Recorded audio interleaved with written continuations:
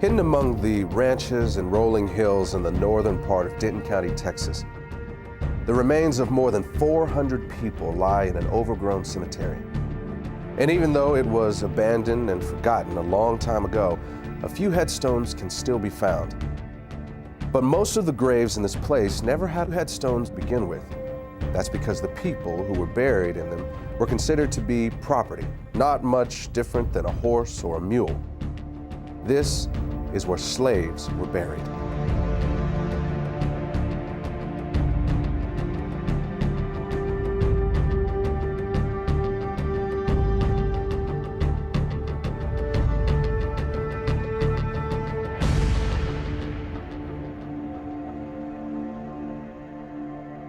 Hello, my name is Marcus Lloyd.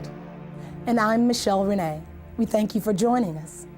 If you are African American, you and I will always be connected to the people whose bodies lie in that cemetery. Our ancestors may have worked alongside of them in the same cotton fields. They could have been bought and sold at the same auction houses or had chains hammered around their necks by the same overseer. Some of them may have even been hunted down by the same slave catcher or whipped by the same master. For almost 250 years, our people were held in bondage. And today, this period of history has come to be known by an ancient Swahili word. It's called the Maafa. And it began when the first Africans were shackled to the bottom of a slave ship. But the irony is that it did not end when the slaves were freed. In fact, it hasn't ended yet. And as you're about to see, a hidden racial agenda is keeping the Maafa alive into the 21st century. What shall be done with the 4 million slaves if they are emancipated? This question has been answered and can be answered in many ways. Primarily, it is a question less for man than for God, less for human intellect than for the laws of nature to solve. Our answer is, do nothing with them. Mind your business and let them mind theirs. Your doing with them is their greatest misfortune. They have been undone by your doings, and all they now ask and really have need of at your hands is just to let them alone. Frederick Douglass, 1862. It is the stupidity of man to think that he can do evil, even some monstrous evil, and it won't have any backlash on himself. But of course, it seldom works that way, and the moment he figures that out, he starts looking for a way to avoid the repercussions of what he's done. This is what happened with slavery. In the early 1800s, as it began to look like the end of slavery might be on the horizon, white America started to be concerned that a day of reckoning was coming. The primary fear for the average person was of retribution and insurrection, and that was a reasonable fear. After all, it's illogical to think that you can do to a whole group of people what was done to African Americans and think that they will just take it lying down forever. And of course, there were things like the Nat Turner uprisings. But for the wealthy elite, their fears went beyond things like insurrection. They were worried about the financial impact. Remember, it was not just the cotton plantations that profited from slavery. Whether you're talking about the banks or the insurance companies, the railroads, even the newspapers, the fact is that almost every aspect of the American economy was at some level or another invested in the slave business.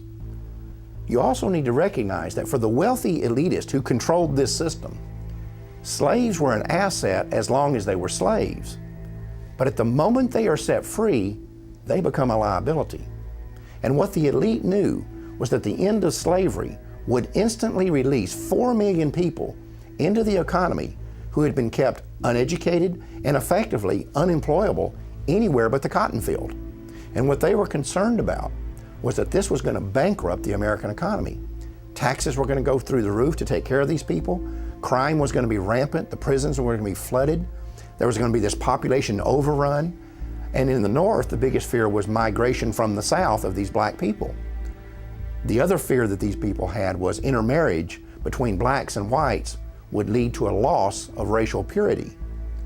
The question was, what were they going to do about it? And their initial thought was that they would just send all the slaves back to Africa. This plan was called colonization, and it had broad support among the wealthy elite.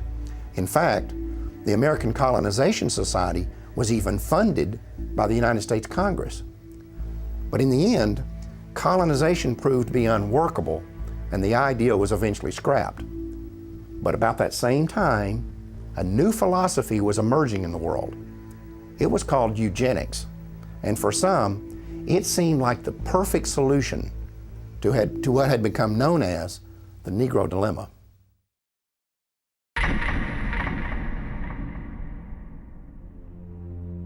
I do not join in the belief that the African is our equal in brain or in heart.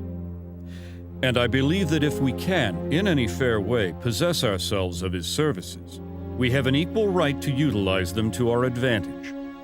Francis Galton, 1857. Francis Galton is known as the father of eugenics. He actually coined the phrase eugenics. So he believed in trying to increase those he felt were superior in stock and decrease those he felt were inferior. Francis Galton came from a very wealthy family, a family that made its wealth from the slave trade. And what a lot of people don't know is that Francis Galton was a cousin to Charles Darwin. Francis Galton took Charles Darwin's philosophies and ideas and thoughts, and he actually put them into practice, and that's what we know today as eugenics. Eugenics and evolution are related in that they both see what they consider to be the highest form of primate, such as the gorilla, as almost indistinguishable from what they consider the lowest form of human, the African and the Aborigine. At some future period, not very distant as measured by centuries, the civilized races of man will almost certainly exterminate and replace the savage races throughout the world. The break between man and his nearest allies will then be wider, for it will intervene between man and a more civilized state, and some ape as low as a baboon instead of as now between the Negro or Australian and the gorilla. Charles Darwin, 1890. Charles Darwin is very well known for writing The Origin of Species in the 1800s. This book gave rise to evolutionary theory. What people don't know is that there was actually a longer original title to this book, and that was On the Origin of Species by Means of Natural Selection, or the Preservation of Favored Races in the Struggle for Life. Now, copies and editions that they made afterwards eliminated that phrase about the favored races. Evidently, they understood then that it was politically incorrect. Some may defend Francis Galton because eventually that he rejected slavery, but they do point out that all of his wealth did derive from the slave trade, but also it needs to be known that he, as well as other eugenists, did not reject slavery until after it had ended, and they could not any longer exploit blacks legally. So at that point, it would have been quite easy for he and his cohorts to reject slavery. I think this is a point that we all have to really realize, that the eugenics movement was not invented by the everyday average white American, but by a select group of wealthy white elitists that had often used this ideology to pit all of white America against black America. And so we see that indeed that truly is the case even to this day. Average Negroes possess too little intellect, self-reliance, and self-control to make it possible for them to sustain the burden of any respectable form of civilization without a large measure of external guidance and support. Francis Galton, 1873. Eugenicists believed that Africans were inferior not just mentally, but physically, and that left to themselves, left alone, they would not make it. The problem is, it didn't work. With that failure, the eugenicists moved on to what is known as positive eugenics. In positive eugenics, the eugenicists wanted the white population to reproduce, to have so many children that it overwhelmed the black population. But that didn't work either. Next, they moved on to what they called negative eugenics. They knew that they could not round up all the blacks in the nation and execute them, so they decided to create an environment where they would convince the blacks to severely limit the number of children they were going to have, and thereby commit race suicide.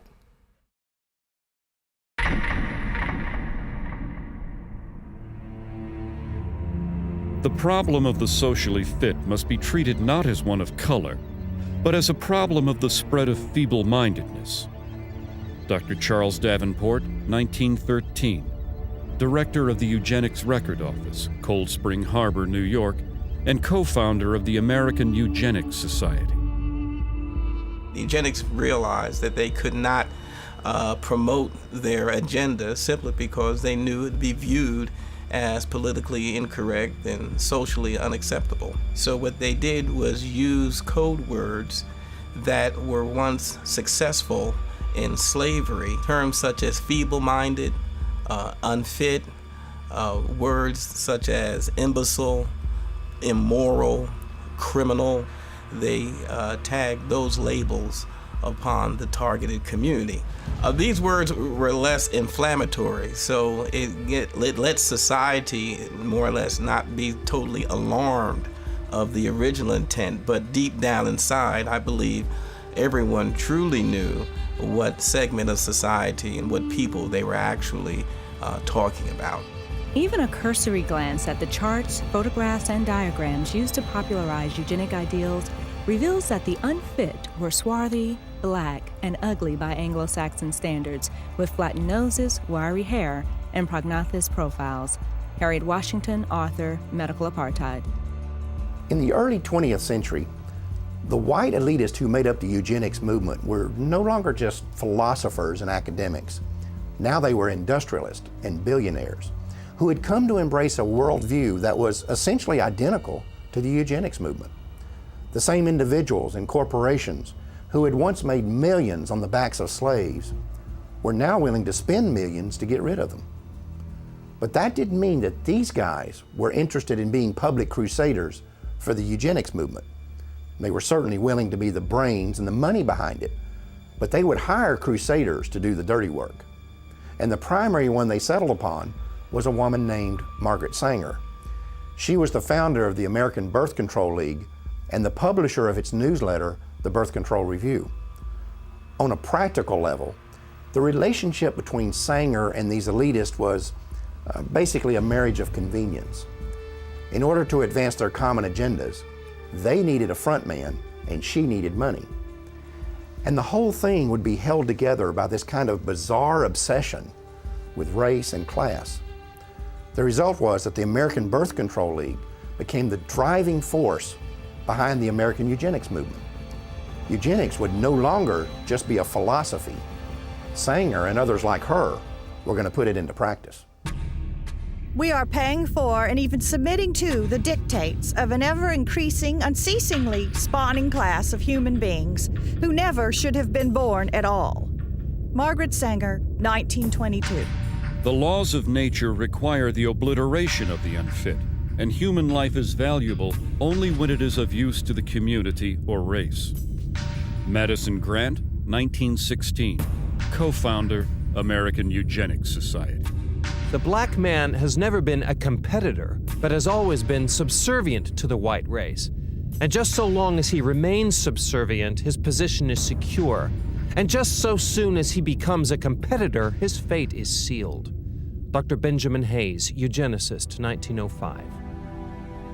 The American Birth Control League was wise enough to get their program of population control across by using what had worked in the past, the same code words that had established the institution of slavery and that was also used by the early eugenics movement was once again used by the American Birth Control League. The Margaret Sangers of those days did not come out and say they were trying to eliminate black people. What they did say, they were trying to rid society of the feeble-minded. They were trying to rid the society of the criminal. Well, she was successful simply because of her eugenics friends for the past 50 years had put those labels on minorities and African Americans, and therefore society was more or less desensitized. In effect, the code words hid the agenda of Margaret Sanger and the eugenists. At that time, they did shift over to what they call the quality of life. It was a philosophy unquestionably used to target the poor simply because what the quality of life at its core meaning was that poor people really didn't have a reason to live. Only the white, those with status, had any chance of a meaningful or purposeful life. The solution for the poor now was not to eliminate the circumstances that would cause poverty. Their solution now was to eliminate the poor, eliminate the impoverished, and just wipe them off the face of the earth. The practice of birth control among the majority of colored people would probably be more eugenic than among their white compatriots. The dissemination of the information of birth control should have begun with this class, rather than with the upper social and economic classes of white citizens. Walter Turpening, Birth Control Review, 1932. In virtually every community where Negroes dwell, one finds them in fat times and lean alike, contributing a disproportionate number to the roles of the dependents and delinquents. They make excessive demands on the white man's charity and overtax his patients. Newell Sims, Birth Control Review, 1932. Author Madison Grant was a co-founder of the American Eugenics Society and an officer of the New York Zoological Society. In 1906, he had authorized an exhibit at the Bronx Zoo in which a 22-year-old African named Ota Benga was displayed in a cage in the monkey house. Sharing the cage with Benga was an orangutan. When a local clergyman protested the exhibit, he said that it was clearly intended to be a demonstration of Darwin's theory of evolution. Local proponents of Darwinism apparently agreed and labeled the display educational. 10 years after this event, Ota Benga committed suicide.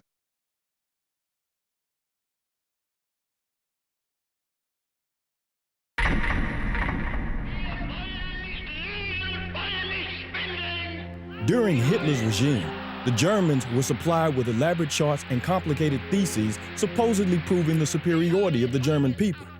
It is interesting to note that at the bottom of these charts were the colored people of the world, most conspicuously, the black people. Floyd McKissick, National Director, Congress of Racial Equality, 1967. An often overlooked fact about the German Holocaust is that the Nazis did not simply target the Jewish population. They went after the black community as well. Under the threat of being sent to concentration camps if they did not cooperate, Afro-German citizens were not only forced to undergo sterilization themselves, they were also required to turn over their children for sterilization. In his book Mein Kampf, Adolf Hitler explained the motivation behind such programs. The Jews were responsible for bringing Negroes into the Rhineland. It suits the purpose of the cool, calculating Jew who would use this means of introducing a process of bastardization in the very center of the European continent, and, by infecting the white race with the blood of an inferior stock, would destroy the foundations of its independent existence. Adolf Hitler, Mein Kampf. The Nazi attitude toward blacks was clearly defined in a 1944 book by Robert Ley, who was the head of the German Labor Front. Ley characterized the Jewish race as a disease-riddled parasite that had been created by unnatural inbreeding between white men and the racially inferior Negro. He described the result as a racial swamp that would eventually destroy the natural superiority of the Aryan race. Another Nazi publication described blacks as African brutes who had not been tamed even by centuries of slavery. It went on to say that any effort to assimilate people of African descent into civilized society was a waste of time, and that the lynchings of blacks in America did not merit any regret. Since World War II, it has been well documented that Adolf Hitler was profoundly influenced by the American eugenics movement, and that many of his government's racial policies were actually developed from the writings of American eugenicists, like Madison Grant and Harry Laughlin. In fact, Hitler referred to Grant's book, The Passing of the Great Race, as his Bible. Meanwhile, American eugenicists were routinely praising Hitler and holding up the Nazi eugenics program as a model for the United States to copy. The leader of the German nation, Adolf Hitler, has been able to construct a comprehensive racial policy of population development and improvement. The difference between the Jew and the Aryan is as unsurmountable as that between black and white. Germany has set a pattern which other nations must follow. Dr. Clarence Gordon Campbell, 1935, President, Eugenics Research Association, New York. Among those American eugenicists who most strongly supported the Nazis was a member of the American Eugenics Society, a director of the American Birth Control League, and a writer for the Birth Control Review. His name was Lothrop Stoddard. As an avowed racist, Stoddard was the author of a book called The Rising Tide of Color Against White World Supremacy, which was widely promoted by the Ku Klux Klan. In another book, The Dragon and the Cross, Stoddard was identified as the exalted Cyclops of the Massachusetts chapter of the Klan. Non-white races must be excluded from America. The red and black races, if left to themselves, revert to a savage or semi-savage state in a short time. Lothrop Stoddard, Director, American Birth Control League. On the 19th of December, 1939, during a 4-month stay in Germany, Stoddard was given a personal meeting with both Adolf Hitler and the man who would eventually be in charge of the Nazi Holocaust, SS leader Heinrich Himmler. Later, when a course on race was introduced at Halle University in Germany, its instructor stated that it would be modeled on the philosophies of American eugenicists, including Lothrop Stoddard. Eventually, Stoddard's racial views would even be featured in Nazi school textbooks. The white race divides into 3 main subspecies: the Nordics, the Alpines, and the Mediterraneans. All 3 are good stocks, ranking in genetic worth well above the various colored races. Lothrop Stoddard, Director, American Birth Control League. To eliminate blacks from Germany, one of the people Hitler called on was a eugenicist who had once written that blacks are an inferior race of savages who should only be allowed to survive as long as they are of use to the Aryan race. His name was Eugen Fischer, and about 20 years earlier, he had been one of the leaders of a system of concentration camps in southwestern Africa, where blacks were rounded up to be executed, experimented on, or held as free labor. Under Hitler, Fischer would serve on committees that planned the sterilization of all blacks in countries that came under German control.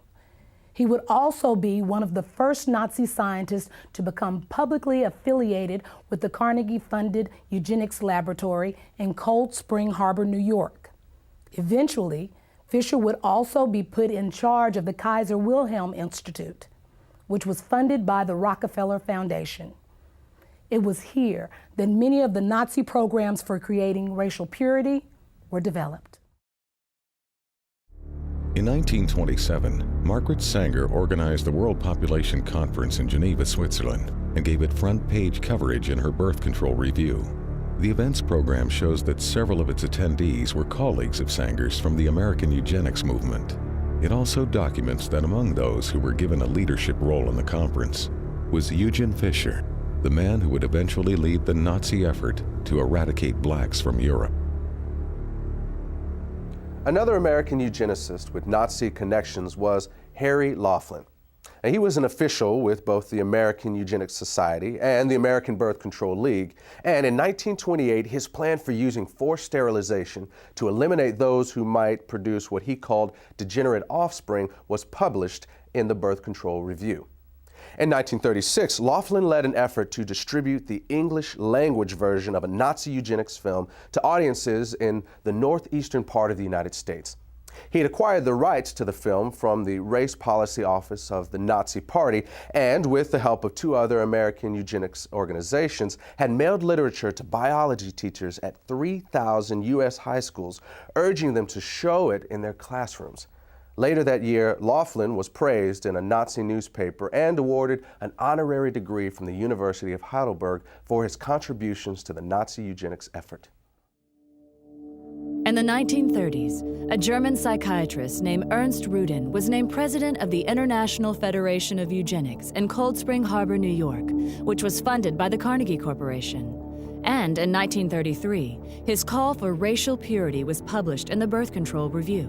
Later, Rudin would be chosen by Hitler to write Germany's eugenics laws, and at one point, he personally helped the Gestapo round up and sterilize several hundred blacks, who they referred to as Rhineland bastards. After the war, Rudin would be identified as one of the architects of the barbaric medical experiments that the Nazis carried out in their concentration camps. It may be possible that Hitler actually got the idea for concentration camps while studying the American eugenics movement. In 1919, the state of Indiana had allocated $300,000 to create a work colony in the city of Butlerville, where those who were labeled feeble-minded would be incarcerated. Then in 1932, Margaret Sanger called for the United States government to set aside farms and open spaces where certain groups of people would be segregated from the rest of society.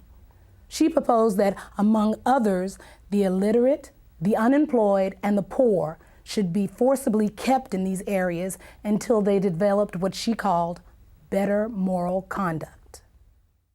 It was later discovered that under the Indiana program, the state was allowed to label someone feeble-minded if they were poor or did not do well in school, or if the state considered them to be shiftless or have insufficient moral judgment. But it's important to understand that this Indiana campaign was not unlike those in other states.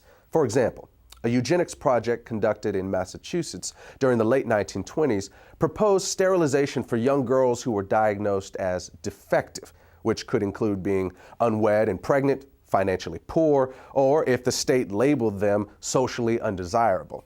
In addition, boys as young as 14 could be castrated for showing signs of kleptomania or for exhibiting what was described as solitary behavior. In a single incident during 1935, the Nazis sterilized the children of over 600 German women because it was reported that those children had been fathered by black men.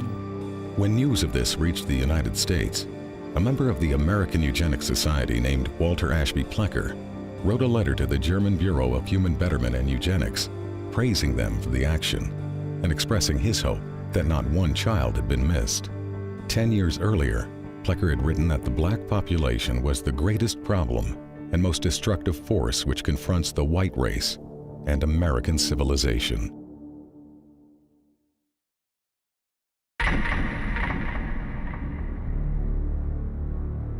Eugenics goals are most likely attained under a name other than eugenics. Frederick Osborne, president and founding member of the American Eugenics Society. By the late 1930s and early 1940s, revelations about Nazi and fascist atrocities in Europe were causing the public to become increasingly uncomfortable with terms like eugenics and population control. This alarmed the leaders of the American Birth Control League, who were aware that this shifting attitude could impact both their ability to implement their racial agenda and their ability to raise funds. They were also aware that the connections between the American Birth Control League and the Nazis were starting to become known. Marketing research had shown them that in this environment, they needed to move away from words like control in favor of less threatening words like planning. So in 1942, they changed the name of the organization.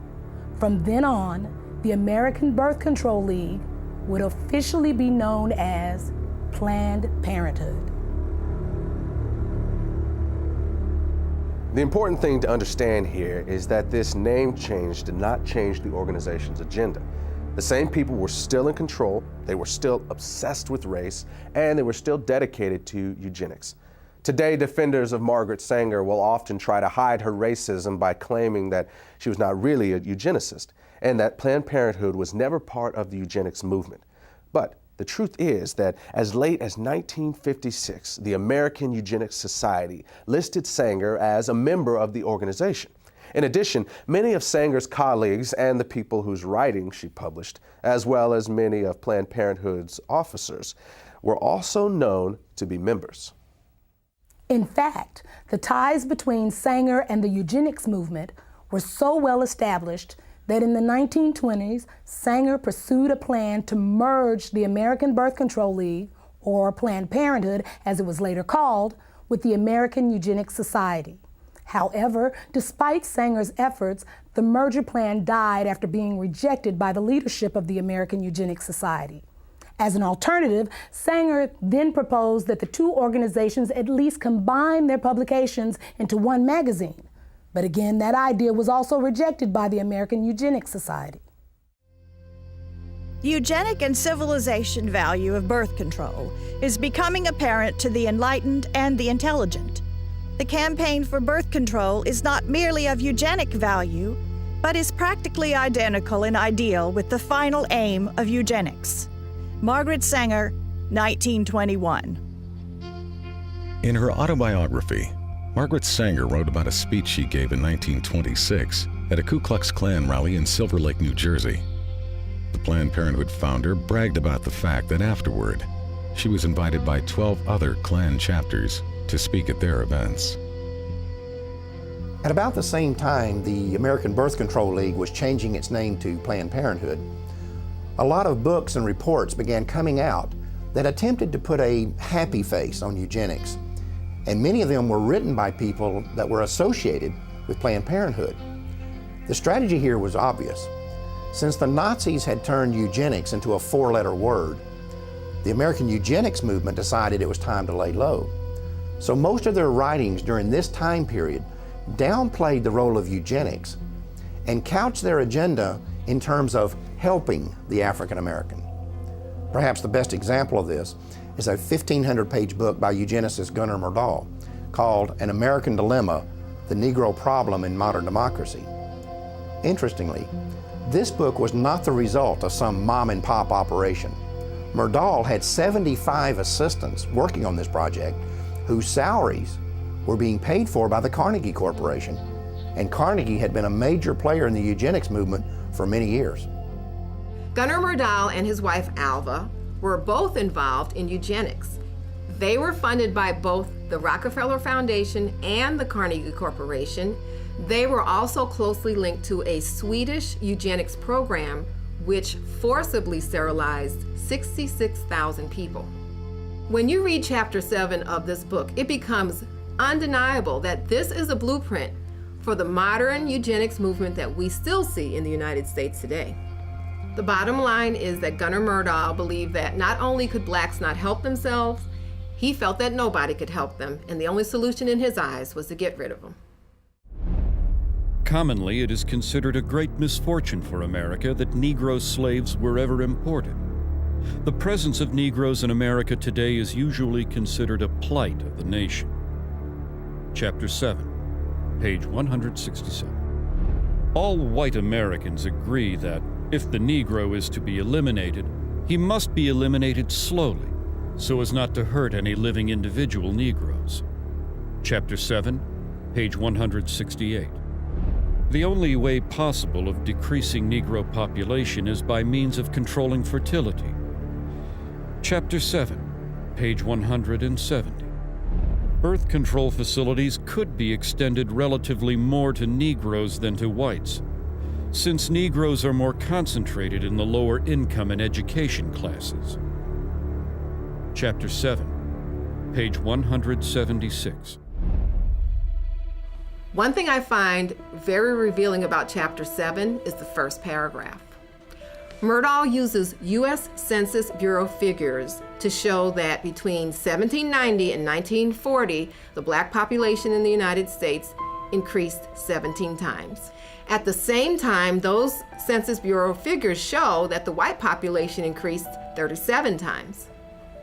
However, neither Myrdal nor any other eugenicist wrote anything about what to do about that part of the population that was increasing twice as fast as the black population. Gunnar Myrdal's book on how to resolve what he called the Negro Problem was published in 1944 by Harper & Brothers of New York. 4 years earlier, the same company, which is today known as HarperCollins, had also published a book by one of the founding members of the American Eugenics Society. At the time that Harper & Brothers published these books, its president was a man named Cass Canfield, who would later become the national president of Planned Parenthood.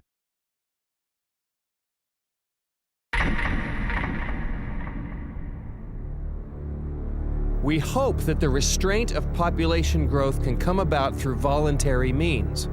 But if it does not, involuntary methods will be used. Dr. Donald Minkler, 1972.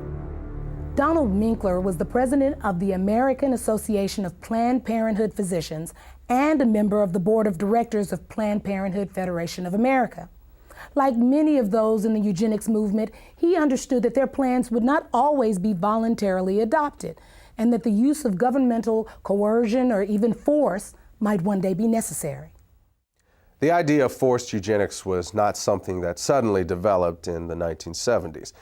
In a 1929 speech, American eugenicist Samuel Holmes had proposed that mandatory birth control should be used as a tool to eliminate what he called the menace to the white race that had been created by increases in black population.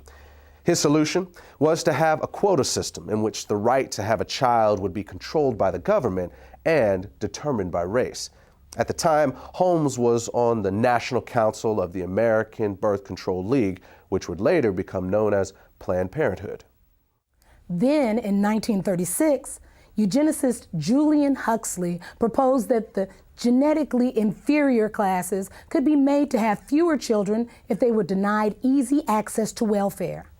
Another part of this proposal was that medical care to these same people should be restricted in order to reduce the survival rates of the children they did have. He also called for the forced sterilization of anyone who was unemployed beyond a certain length of time. Huxley was later honored by Planned Parenthood and was a featured speaker at one of their annual conventions.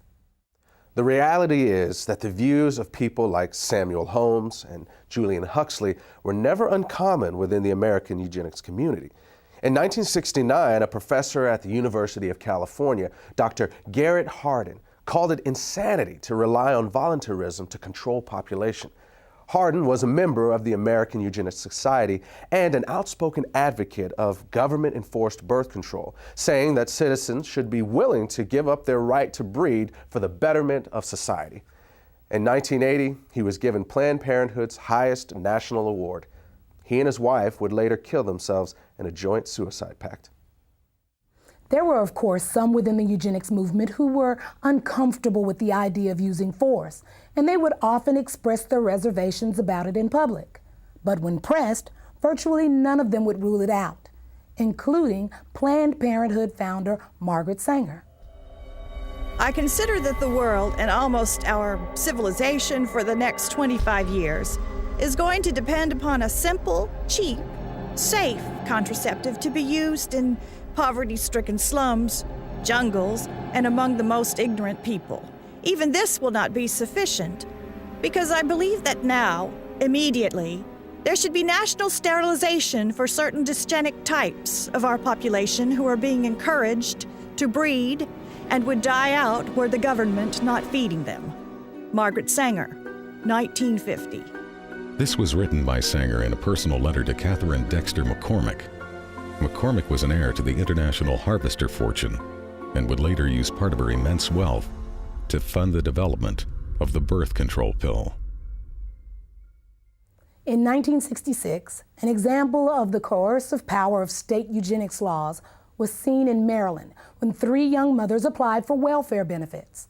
All 3 were arrested for child neglect, even though the authorities never claimed to have any evidence of abuse or neglect. Instead, the women were held under a state law which stated that simply being unmarried and pregnant was child neglect. The judge in this case warned the women that if they ever became pregnant again, the state would take custody of all their children. Officials in Prince George's County, where the arrest took place, stated that welfare recipients could avoid being prosecuted under this law by submitting to state-sponsored birth control education.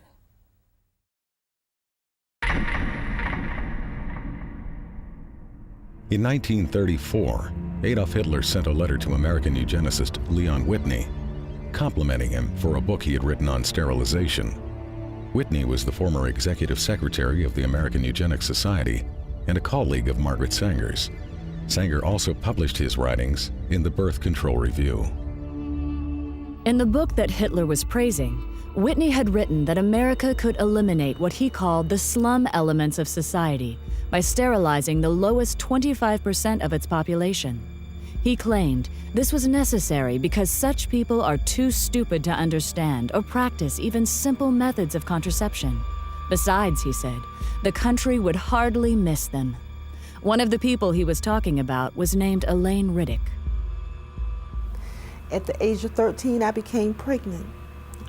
I was raped by a guy that lived across the street from me. He snatched me off the street and molested me and threatened my life and said if I ever told anyone that he would kill me. When they was delivering my son, they sterilized me at the same time. They had approached my grandmother and said that if she wanted to continue to receive supplement, welfare and food stamps, or at this time they was giving out these surplus foods, canned cheese, I think it was, powdered eggs, and said that if she did not sign the X, that they were going to stop her supplements. Mind you, my grandmother was illiterate. She had never, ever gone to school. She didn't understand what it was. So she signed the X, and they did this to me. I did not find out that they had sterilized me until I was 19 years old. I asked the state of North Carolina why they did this to me, and they said that because I was feeble-minded, that I would not be able to take care of myself, I would not be able to tie my shoes, that I was just incompetent. The state of North Carolina also said that I had never performed, at the age of 13, I had never performed a day's work in my life. They couldn't get me to do anything. But at the age of 13, I mean, should I not have been in school? They were saying that feeble-mindedness is hereditary. So they sterilized me so I would not produce my kind. Mind you, I am not illiterate, nor am I feeble-minded. I never went into high school, but yet I still acquired a college degree. They also justified that my child or my children would be feeble-minded. My son is the president of his own semiconductor company. He has his own construction company. And he has his own real estate company. How can you think that your government allowed or allowing these things to happen to a person, a life? You can't say nothing, you have no rights. To me, they took away all of my rights. They sterilized kids from my understanding and my knowledge as young as 8 years of age. I don't know what an 8-year-old can do that could cause them to do this to them. The only reason I can give myself is that because they're black. In 1961, social worker Sue Casebolt had been installed as the executive secretary of the North Carolina Eugenics Board. At a board meeting held 3 weeks later, she stated that she was going to keep a file on every child whose name reached her desk so that they could be picked up as soon as they reached childbearing age. Casebolt was still on the board in 1968 when it approved the sterilization of 14-year-old Elaine Riddick. It is better for all the world if instead of waiting to execute degenerate offspring for crime or to let them starve for their imbecility, Society can prevent those who are manifestly unfit from continuing their kind. 3 generations of imbeciles are enough. Oliver Wendell Holmes, U.S. Supreme Court Justice, 1927. Holmes made this statement in his ruling on the constitutionality of Virginia's forced sterilization law. It mirrored the views of President Theodore Roosevelt, who had originally appointed Holmes to the Supreme Court. In a 1913 letter to American Eugenics Society founder Charles Davenport, Roosevelt had stated that the country had no business allowing citizens of the wrong type to reproduce. In 1907, Indiana had become the first of more than 30 states to pass sterilization laws, and some of those laws stayed on the books well into the 1970s. In fact, the state of Oregon did its last sterilization in 1981 and did not abolish its eugenics board until October of 1983. Some states practice sterilization without ever creating an official eugenics board.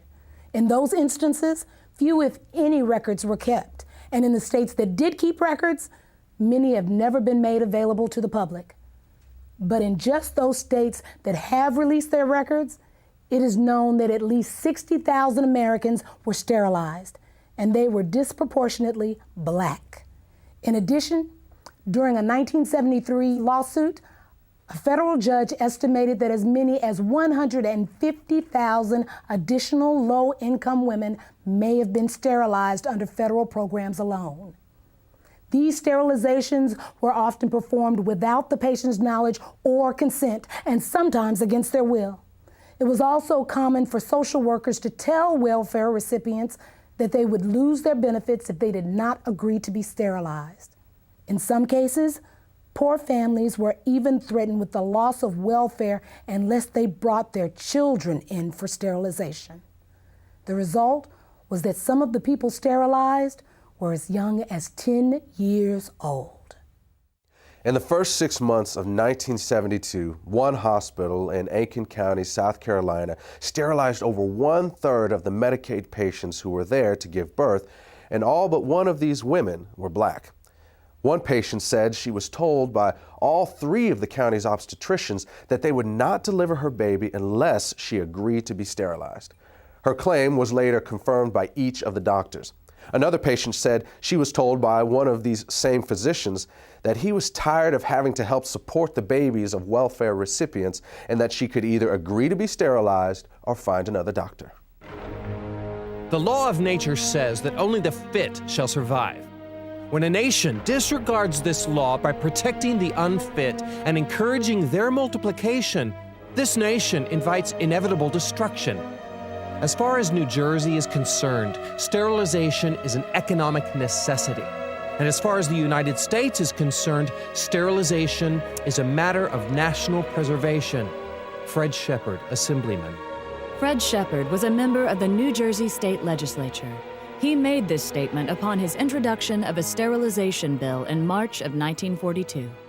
In some parts of the country, Planned Parenthood was closely associated with these state eugenics boards and was often a referral agency for them. But the system did not always run smoothly. In 1969, when the number of sterilizations approved by the Iowa State Eugenics Board began to drop, the board was attacked in the press by the executive director of Planned Parenthood, Robert Weber.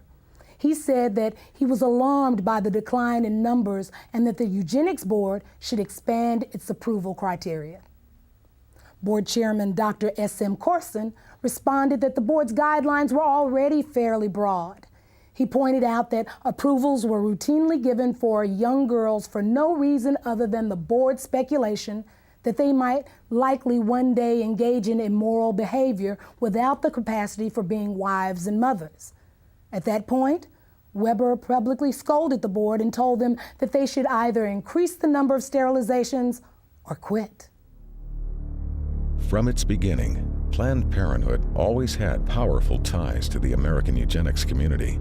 In fact, in many places they were often one and the same. For example, when the first birth control clinic was opened in Arkansas, it was operated by the Arkansas Eugenics Association and overseen by a woman named Hilda Cornish.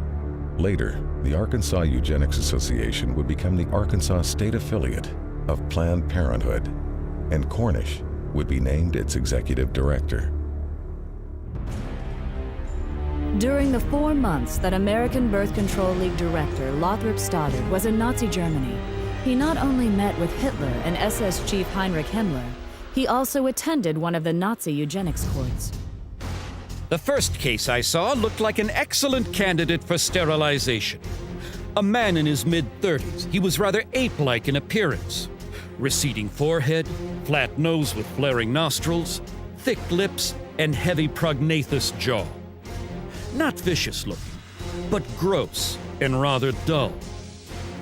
Lothrop Stoddard, Director, American Birth Control League, later known as Planned Parenthood.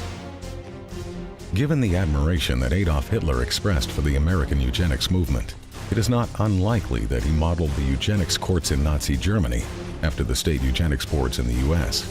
In both countries, feeble-mindedness was routinely used as a catch-all justification for sterilization, and the diagnosis of feeble-mindedness was almost always left up to the judgment of the person advocating the sterilization. First, the white man tells me to sit in the back of the bus. Now it looks like he wants me to sleep under the bed. Back in the days of slavery, black folks couldn't grow kids fast enough for white folks to harvest. Now that we got a little taste of power, white folks wants to call a moratorium on having babies. Comedian Dick Gregory, Ebony Magazine, 1971. By the 1960s, the American eugenics movement had been reasonably successful in getting sterilization laws and prohibitions against interracial marriage passed. They also had some success in getting states to mandate sterilization for those convicted of even non-sexual crimes, and some states began to require sterilization as a condition for receiving welfare or health care. Meanwhile, another state proposed jail time for anyone who had a child out of wedlock unless they agreed to be sterilized, and at least one state requires sterilization as a condition of being released from custody. But these laws were not producing the results Planned Parenthood and others in the eugenics movement wanted. They also began to fear that federal courts were going to eventually rule that these kinds of measures were unconstitutional. At about the same time, however, something new was being introduced to American society. It was called the birth control pill, and the eugenics movement quickly saw it as the perfect solution for controlling the population of people they had always seen as oversexed, unsophisticated, and lazy. But what they would eventually discover is that while the pill was enthusiastically embraced by whites, it was generally rejected by blacks, despite the fact that Planned Parenthood focused its marketing on the African American community and located the vast majority of its facilities in black neighborhoods. What Planned Parenthood and the rest of the eugenics movement did not count on was that many blacks did not want to reduce their numbers. In fact, they saw high birth rates as the most effective way to increase their power in the American political system. The other reality was that an increasing number of African Americans were becoming suspicious that a hidden agenda was behind the birth control revolution. Even those who once supported the idea of population control were beginning to sense that it actually meant black population control. This feeling was evident in June of 1970 when the Black Caucus walked out of the first National Congress on Optimum Population and Environment being held in Chicago. Felton Alexander of the National Urban League and the chairman of the Black Caucus said the action was taken because of clear and unmistakable evidence that the purpose of the conference was to legitimize the extermination of the black population. By this time, many other civil rights advocates were beginning to see the same thing. Contraceptives will become a form of drug warfare against the helpless in this nation. Jesse Jackson, 1971. There is a campaign to bombard the poor with pills and potions. If this movement continues, we soon may be accused of fighting poverty by eliminating the poor and overcoming hunger by removing the hungry. New York Congressman Hugh Carey, 1966. Under the cover of an alleged campaign to alleviate poverty, white supremacist Americans and their dupes are pushing an all-out drive to put rigid birth control measures into every black home. No such drive exists within the white American world. Black Unity Party, 1968. Birth control and sterilization in the wrong hands would be more deadly to Negroes than all the tanks, riot guns, cattle prods, billy clubs, and shackles we have overcome in the past. Dr. Leroy Swift, obstetrician, gynecologist, 1968. As it became clear that a growing number of African Americans were connecting the dots between birth control and black genocide, eugenics organizations began calling for the U.S. government to add birth control chemicals to the nation's food and water supply. It was even suggested that this strategy could be specifically targeted at urban neighborhoods. This idea was widely embraced in the eugenics movement and taken seriously enough by the government to be discussed at a 1969 meeting at the United Nations.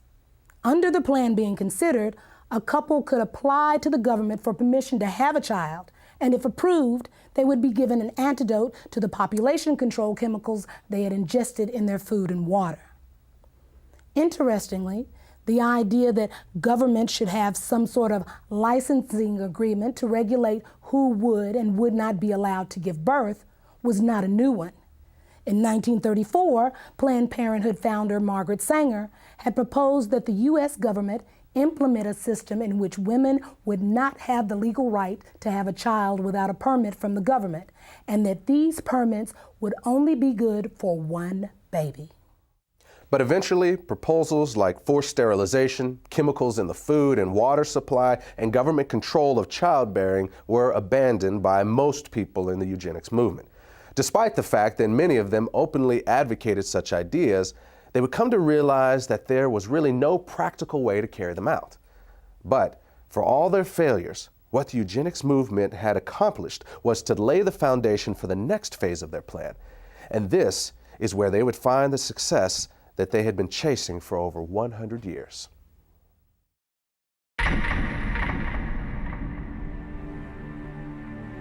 What would you say is now the #1 cause of death in the African American community? Heart disease. Oh, HIV/AIDS. Diabetes, cancer, AIDS. I'll say heart disease. AIDS. From what I heard, it's probably AIDS, you know. Probably heart disease. I think heart disease. HIV.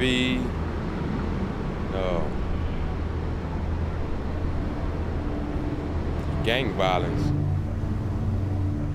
What if I told you the real answer was abortion?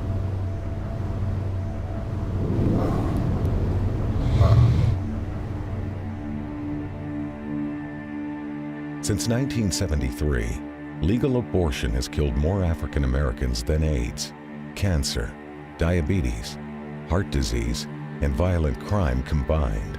Every week, more blacks die in American abortion clinics than were killed in the entire Vietnam War. And the largest chain of abortion clinics in the United States is operated by Planned Parenthood.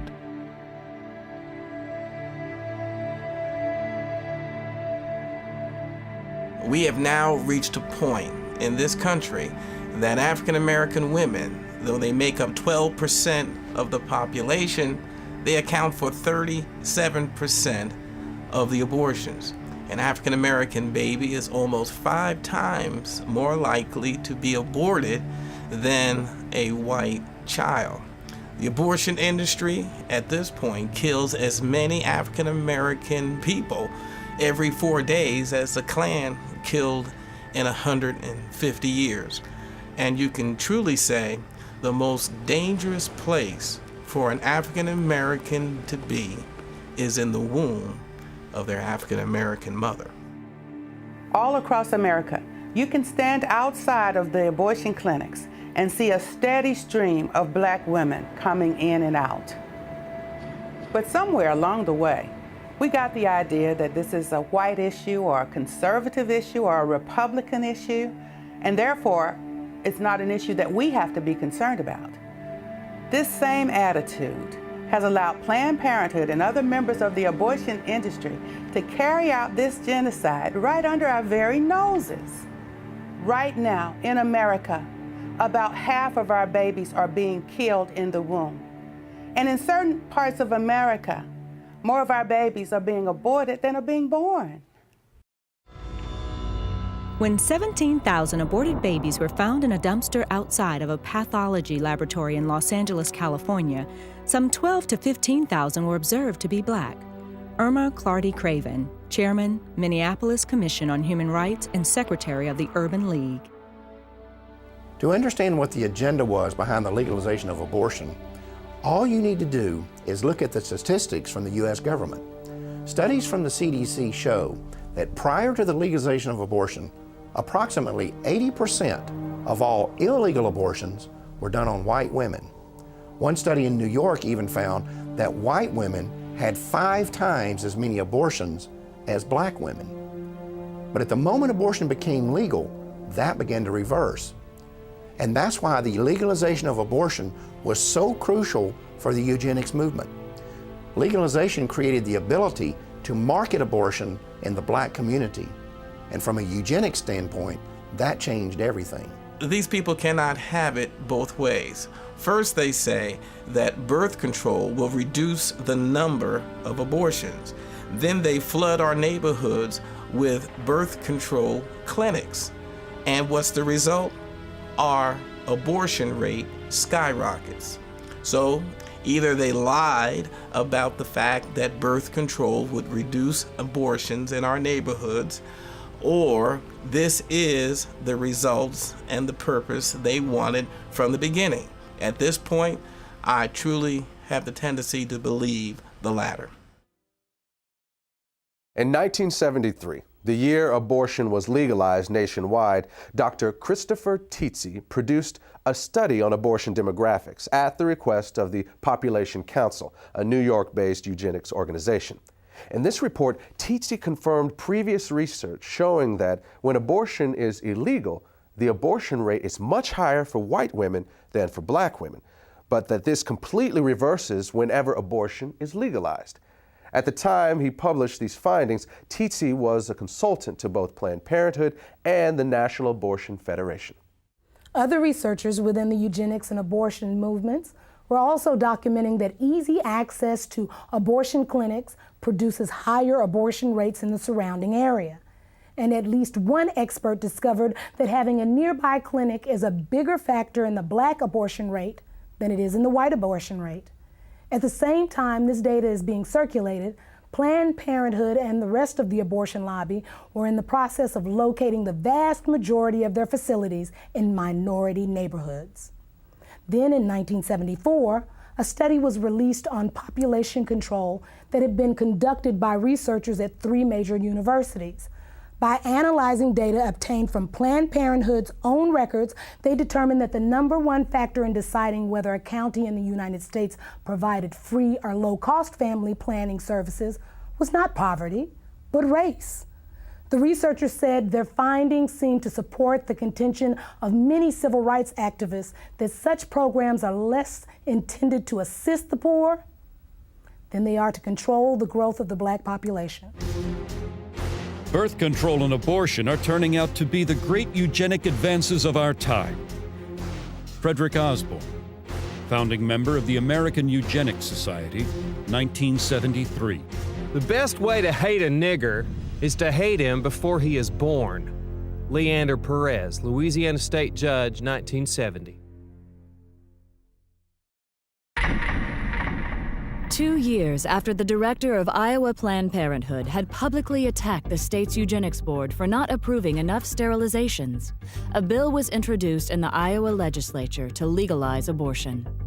Despite having the support of both the state Republican Party and the state Democratic Party, as well as strong backing from the governor, the bill would be defeated almost single-handedly by the only African American in the Iowa legislature.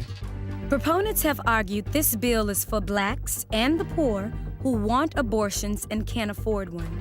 This is the phoniest and most preposterous argument of all.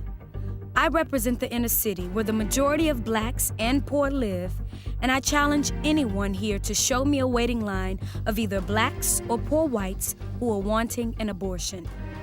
Iowa State Representative June Franklin, Democrat, 1971. From the beginning, it was obvious that racism was the driving force behind the eugenics movement.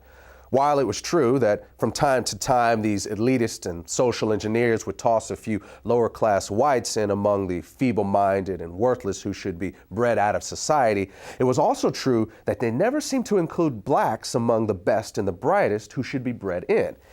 And at the same time, the country was being saturated with calls for population control and family planning. The facilities to carry them out were pouring into the black community.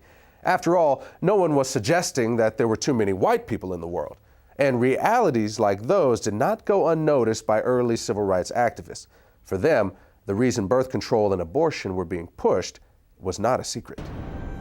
Those whom we could not get rid of in the rice paddies of Vietnam, we now propose to exterminate if necessary, eliminate if possible, in the OB wards and gynecology clinics of our urban hospitals. Jesse Jackson, 1971. Black people are the target of birth control, not because the ruling politicians like them and care about their economic equality, but because they hate them and can no longer use them in plantations and other cheap labor conditions. Muhammad Speaks, the Black Muslim newspaper, 1970. I believe the entire question of abortions is just one more in the continuous series of events to eliminate the black population. Father George Clemens, Jet Magazine, 1973. The abortion law hides behind the guise of helping women, when in reality it will attempt to destroy our people. Brenda Hyson, New York chapter, Black Panther Party, July 1970. The racist tells you to take birth control pills to kill, to murder life that might have existed if you had not. They are planning mass extermination of people they consider dispensable. Van Keys, Oakland chapter, Black Panther Party, 1969.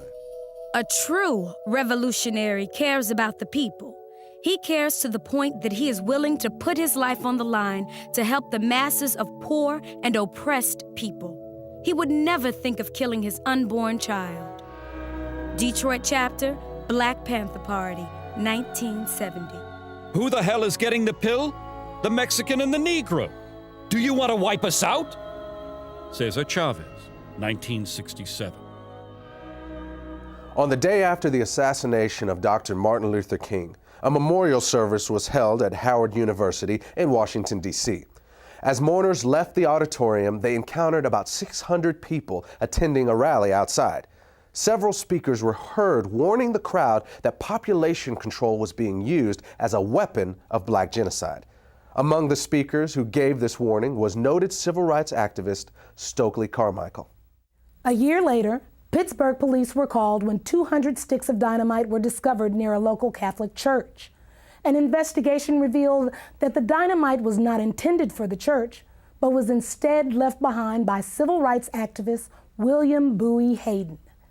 Hayden later admitted that he and his group, the United Movement for Progress, had planned to use the explosives to blow up nearby Planned Parenthood facilities because they were practicing black genocide. Hayden had once stated that any African American who supported allowing Planned Parenthood into black neighborhoods was an Uncle Tom. Into the black community stepped Planned Parenthood. Only when they came into the black community, they've become Planned Black Genocide. William Bowie Hayden, civil rights activist, 1971. Among those associated with Hayden was an African-American physician named Dr. Charles Greenlee. Greenlee had been a staunch supporter of Planned Parenthood, but became suspicious of the organization after noticing that black neighborhoods in his city were, as he described it, saturated with Planned Parenthood facilities, while nearby white neighborhoods that were just as poor did not have a single one.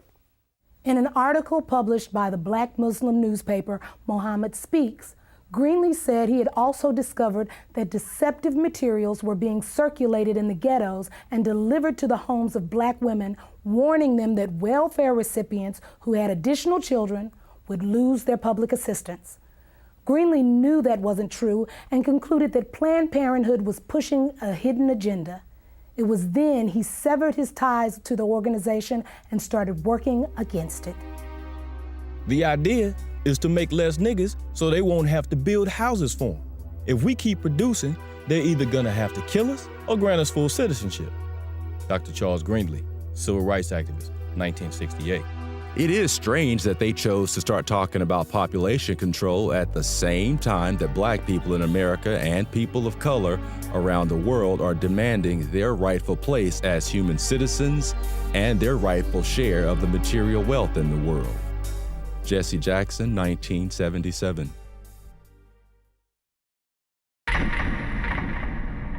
It is interesting how everyone assumes that the pro-life movement in America began in 1973 with Roe versus Wade. But we who were around during the civil rights movement and struggle of the 1960s, we know that the first anti-abortion groups were organizations like the Black Panthers, the Nation of Islam, and other community organizations.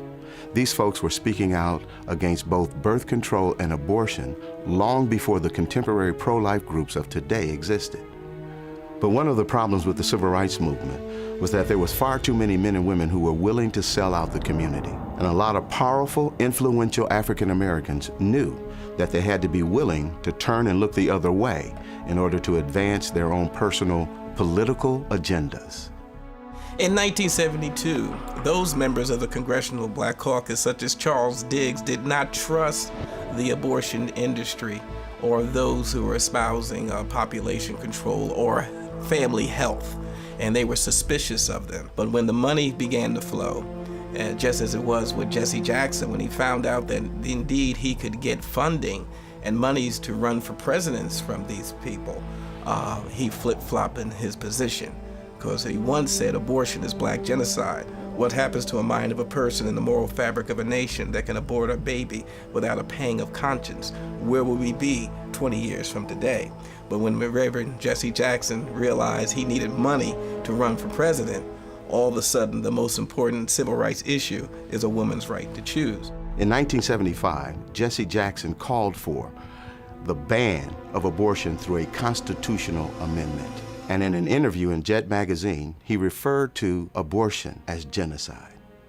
But Jesse Jackson, on the other hand, wanted to become president. And the Democratic Party at that time had sold out completely to Planned Parenthood and the eugenics crowd. And Jesse Jackson went along to get along. And don't ever think that he was the only one. The unfortunate thing we face, whether we're talking about individuals or organization, there's never been a shortage of black leaders who are willing to sell us down the river if it's enough money and political power in it for them.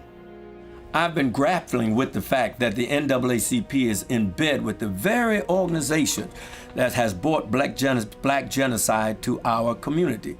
Dr. Alveda King, the niece of Dr. Martin Luther King, has tried on at least 3 occasions to bring to this organization's attention the black genocidal plot of people like Margaret Sanger and Planned Parenthood to exterminate the black community.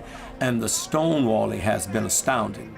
Alveda King literally has gone to the street along with myself to say to the NAACP, please deal with this issue of black genocide. The NAACP has responded by hiding and trying to prevent their convention goers to hear about black genocide. They've even gone to the extent of using buses to block our demonstration about black genocide in front of Cobo Hall where their convention was going on. They have literally put black paper across their windows so that the convention goers at the NAACP convention could not see the demonstration going outside that included Alveda King. There is definitely a conspiratorial plot being hatched and has been hatched by the NAACP to keep from their people the fact that they are co-conspirators in the genocide of their own people. When you look at the number of African Americans who portrayed us over the years, it's not always clear whether they are uninformed or just out-and-out traitors. When we see pro-choice politicians defending abortion on television, do they really understand the implications of abortion and that it is certainly used for black genocide? Reverend Benjamin Hooks, one of the former presidents of the NAACP, once personally told me that the NAACP would not bring this subject to the floor because they believed it would tear up the NAACP. Even the media has conspired with the NAACP to keep this issue from the attention of the black community community and the public at large. I have seen the news media literally hide their trucks so that they would not be in a position to have to cover the demonstrations in front of Cobo Hall, only to bring them out after the demonstrators had left. This is an outrage that the black community is having the life of its babies destroyed, and the NAACP and the media are knowingly conspiring to keep this information from the public. This is an outrage, and it should be dealt with by every fair-minded American. The civil rights elite has forgotten the lives of unborn black children and has joined those who choose to kill them. Unbelievable! They have forgotten that in the past, racists snatched black babies from their mother's arms and sold them into slavery. Today they snatch them from their mother's womb and throw them in the garbage. Ishmael Hernandez, Executive Director, African and Caribbean American Center, 2003.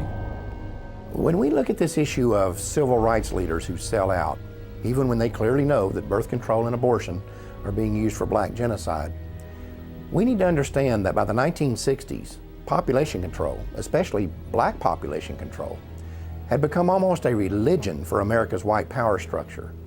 And from the start, they made it clear that if you crossed them, or if you challenged their agenda, they would chop you off at the knees. And that remains true to this day.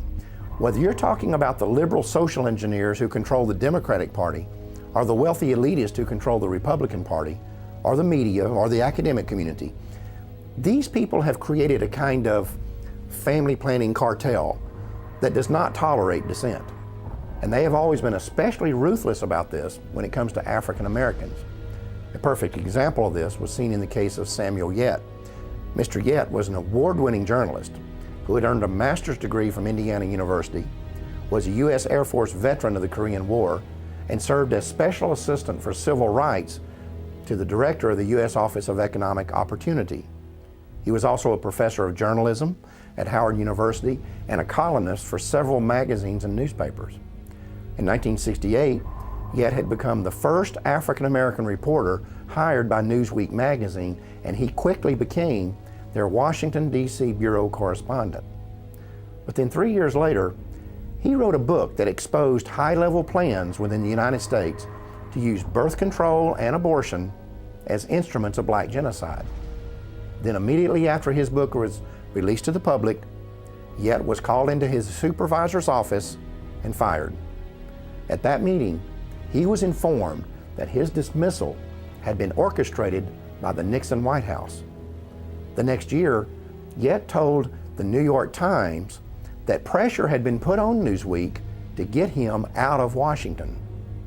Then later, despite the fact that his book was selling well, had received at least 2 national awards, and was being used as a textbook in over 100 colleges, Yet's publisher dropped him and the book went off the market.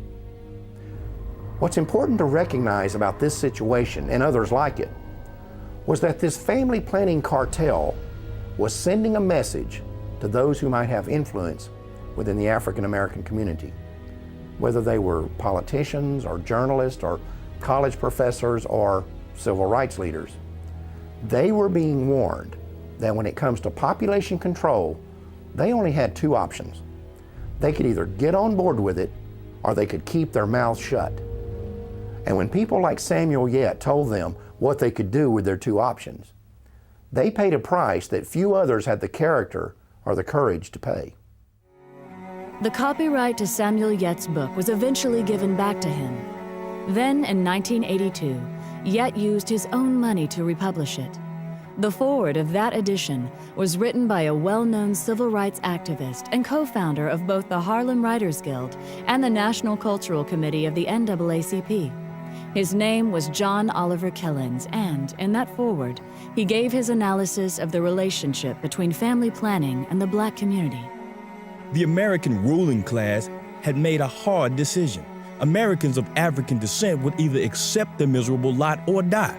The venerable Saturday Evening Post issued what might be termed as a white paper in which it warned Black America that they had better understand and accept the fact that absolute freedom and equality were not part of the game plan for them, and that the consequence of non-acceptance would be wholesale genocide. John Oliver Killings, 1982. The minister's work is also important, and also he should be trained, perhaps by the Federation, as to our ideals and the goal that we hope to reach.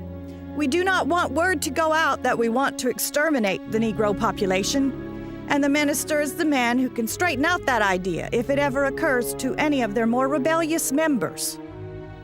In 1939, Margaret Sanger wrote that in a letter to fellow eugenicist Clarence Gamble regarding the American Birth Control League's Negro Project. Gamble was an heir to the Procter & Gamble fortune and a major financial backer of Sanger's. He also provided funding for other eugenics projects and even gave money directly to the North Carolina Eugenics Board that sterilized Elaine Riddick. In fact, in 1947, he called for the expansion of that state's sterilization program, saying that for every feeble-minded person sterilized, 40 more were polluting and degrading the bloodlines of future generations with their defective genes. Sanger's letter makes it clear that the eugenics movement understood they would need to neutralize the opposition they might get from the church. They also knew that this would be especially crucial within the African American community.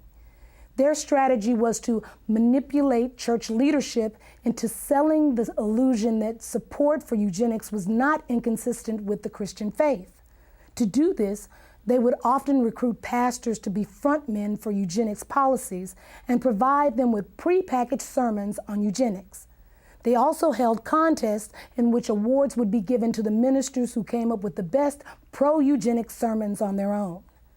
This approach proved so effective that an almost identical strategy would be adopted by the American abortion lobby.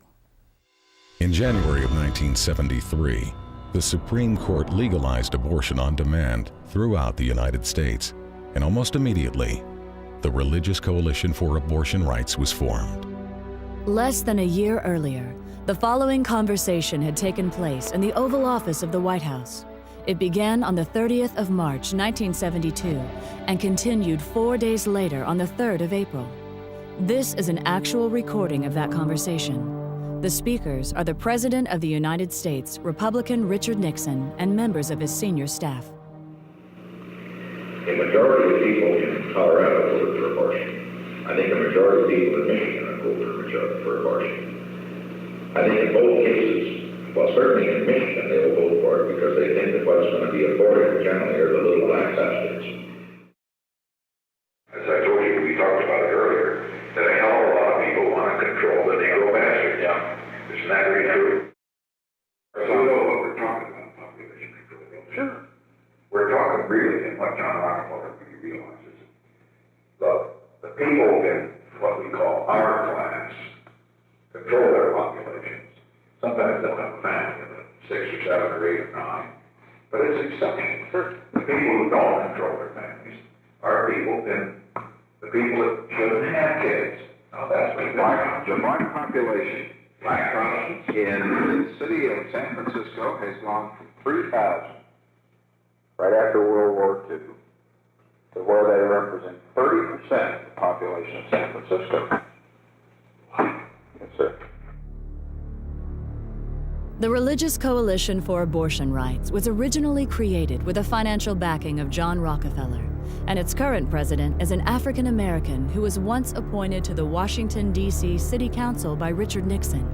In the early 1990s, the organization changed its name and is today known as the Religious Coalition for Reproductive Choice.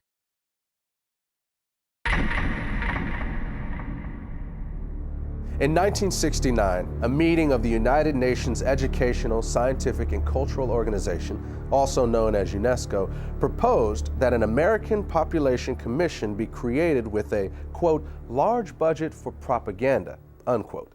4 months later, Republican President Richard Nixon signed legislation establishing the Commission on Population Growth and the American Future.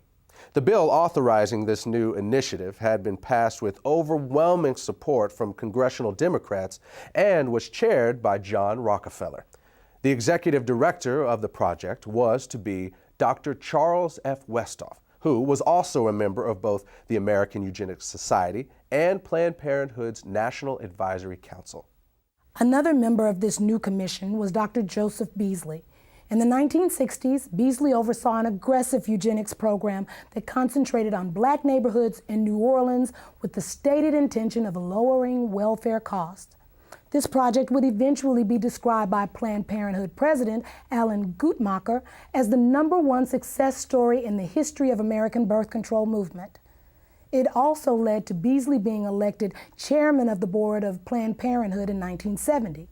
Then in 1975, Beasley was sent to federal prison for conspiring to defraud the U.S. government of $778,000 that had been allocated for the project.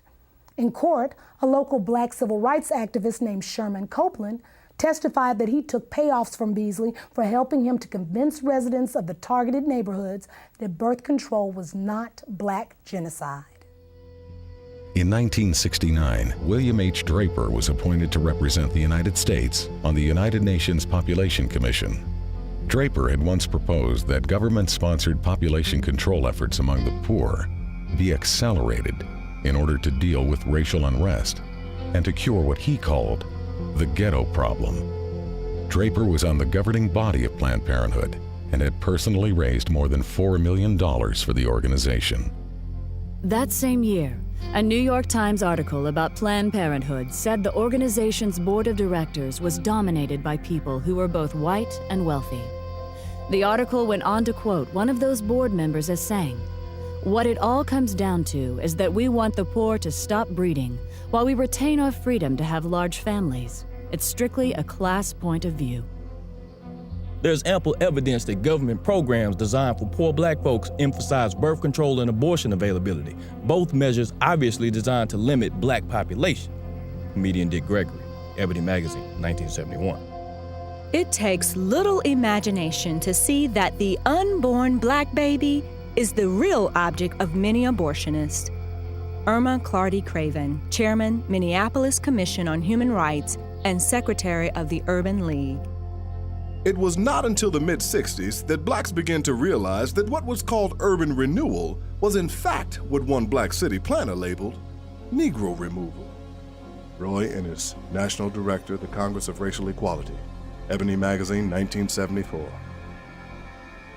To a large and growing number of 1960s civil rights activists, it became obvious that family planning was just a code word for abortion and birth control, and that it was being pushed by the government as a way to avoid putting money into the black community.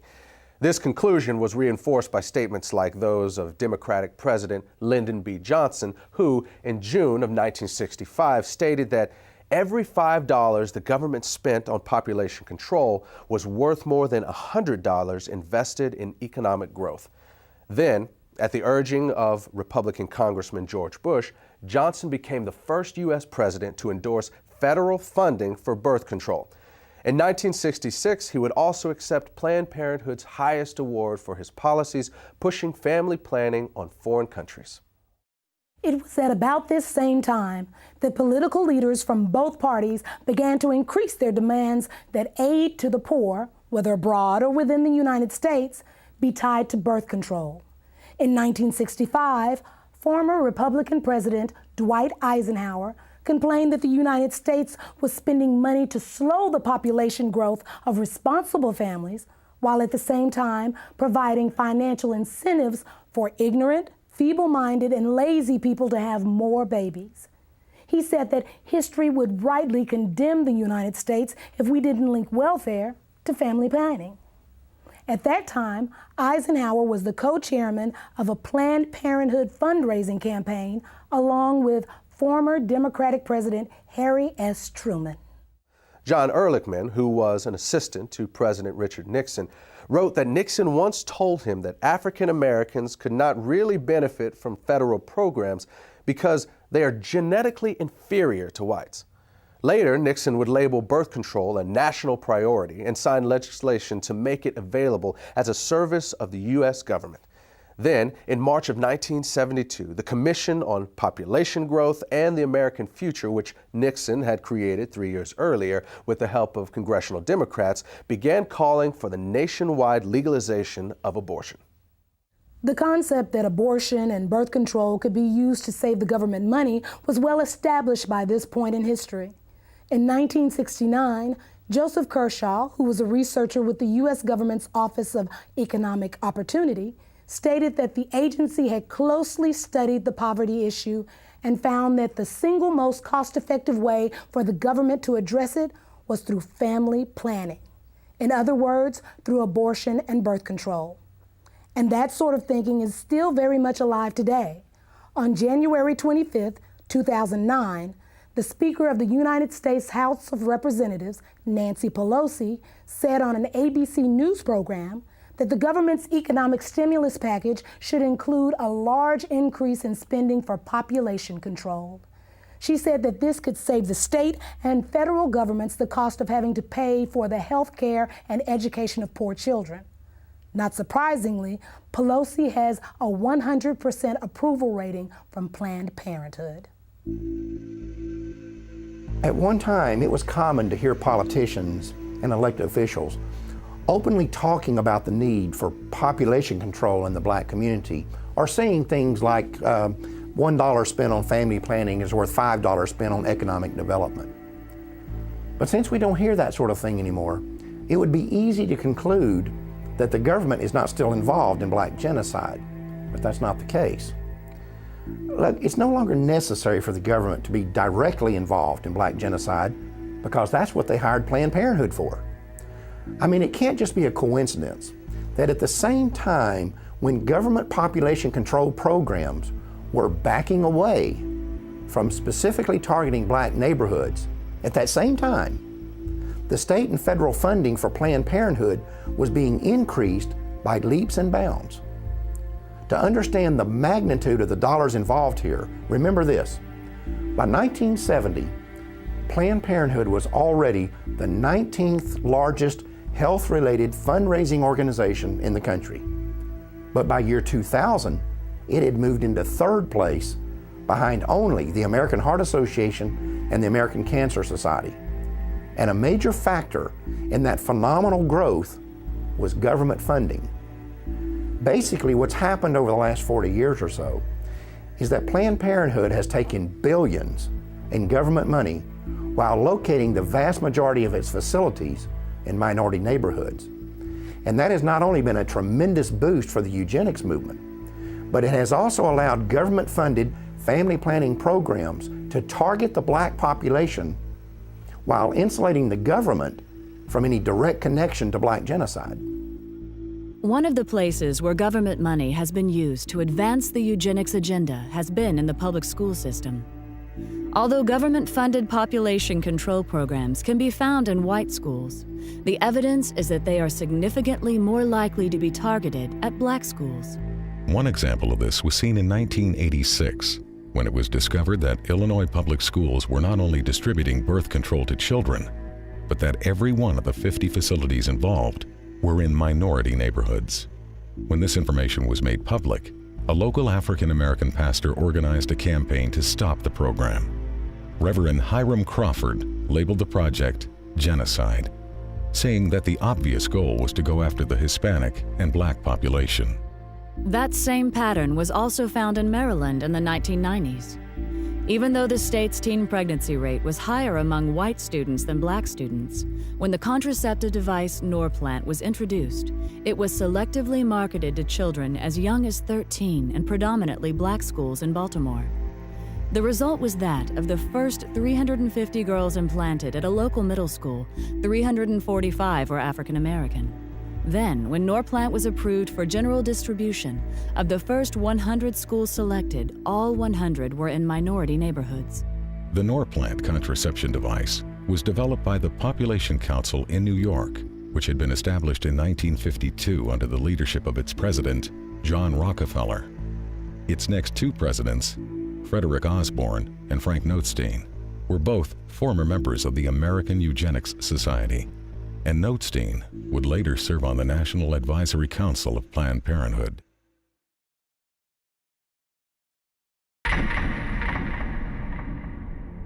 There is an element of racism in the motivation of some Americans who are promoting birth control. It's interesting to note that family planning abroad is being strongly advocated by some senators better known for their anti-civil rights position. United States Congressman Clement Zablocki, March 25, 1966. If you're going to curb population, it's extremely important not to have it done by the damn Yankees, but by the UN. Because the thing is, then it's not considered genocide.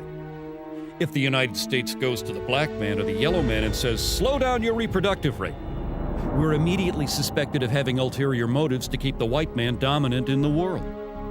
If you can send in a colorful UN force, you've got much better leverage. Alan Guttmacher, president of Planned Parenthood and former vice president of the American Eugenics Society, 1970. 4 years after Guttmacher made that statement, America's National Security Council issued a report that was intended to define the United States government's official policy on controlling world population.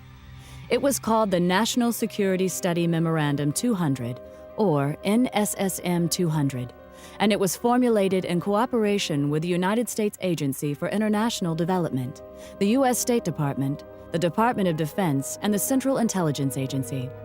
One of its goals was to establish a strategy for reducing the populations of third world countries so that the United States could have increased access to their natural resources, particularly minerals and metals. Among the conclusions of NSSM 200 was that no country has reduced its population growth without resorting to abortion. The authors of the report then identified 3 non-governmental agencies that would be funded to carry out the government's population control agenda in the targeted countries. One of those agencies was Planned Parenthood. One of the tactics specified in NSSM 200 was that we might withhold food aid after a disaster if the countries do not accept the American idea of birth control, and this has happened many times all over the world. One example is the Southern American country of Guyana, which was hit by a hurricane back in 1997.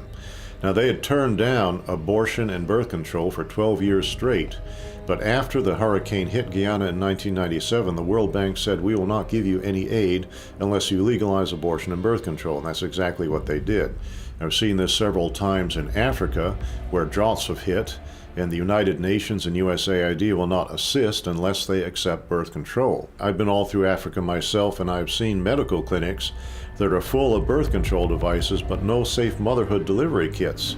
There's no anesthesia, there's not even any bandages there. There's crates and crates of birth control pills and condoms. Now, while our commitment to birth control is going up every year, our commitment to authentic economic development is dropping. So we see less clean drinking water funding, less school funding, see less medical clinic funding. Another example is Haiti. Haiti has been hit by hurricanes several times, and the United States and other countries are saturated with birth control. In Haiti now, any woman, 90% of women at least, can now get access to any kind of birth control they want to, government funded, but less than 20% of the Haitians have access to clean drinking water. Now try to imagine there being a natural catastrophe in a country like Canada or Australia or France or England. And we go in there and we say to them, we're not going to offer you any kind of aid unless you accept our philosophy on birth control and population control. That will be outrageous.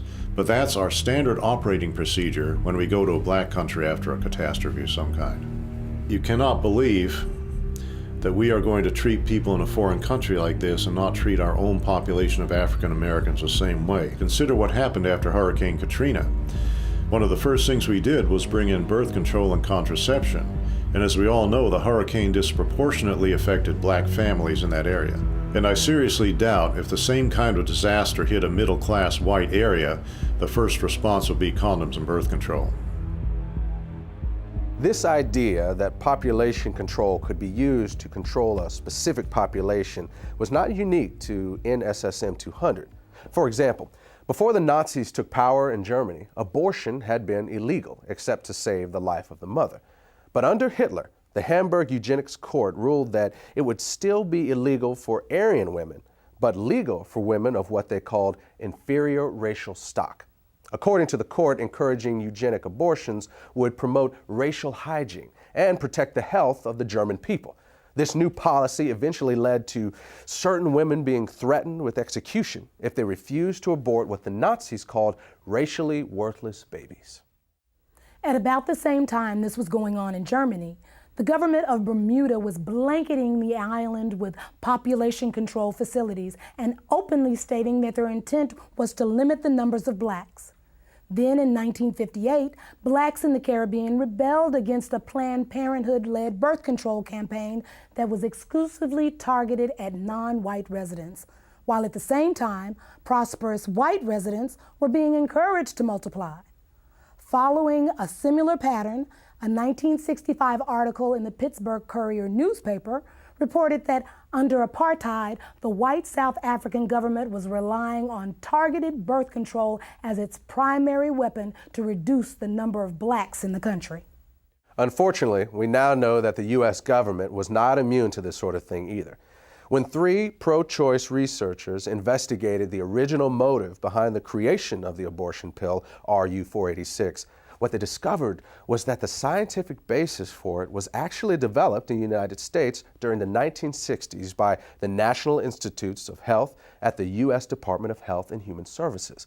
In their 1991 book, these researchers claimed to have found data showing that this agency was looking for an inexpensive and effective drug to control the populations of foreign countries that the government had classified as underdeveloped. The abortion pill was to be tested in these environments, and if successful, the plan called for it to then be introduced into Black, Hispanic, and Native American communities in the United States. In 1977, only 3 years after NSSM 200 was issued, the director of the United States Office of Population, Dr. Reimert T. Ravenholt, publicly stated that it was the U.S. government's intention to sterilize 1/4 of the world's female population. According to Ravenholt, one of the driving forces behind this campaign was the need to protect American financial and commercial interests. Ravenholt said that some foreign governments were refusing to give the United States permission to come into their country and control their population. He said that, in those cases, the plan was to be carried out by 2 private organizations with an enormous amount of financial support from the American government. When asked by a St. Louis newspaper to name the 2 organizations, he said that they were the United Nations Fund for Population Activities and Planned Parenthood. Among government officials who supported the Ravenholt philosophy of using American intervention to control the populations of foreign countries, perhaps the most powerful were Republican President Gerald Ford, Vice President Nelson Rockefeller, and Secretary of State Henry Kissinger.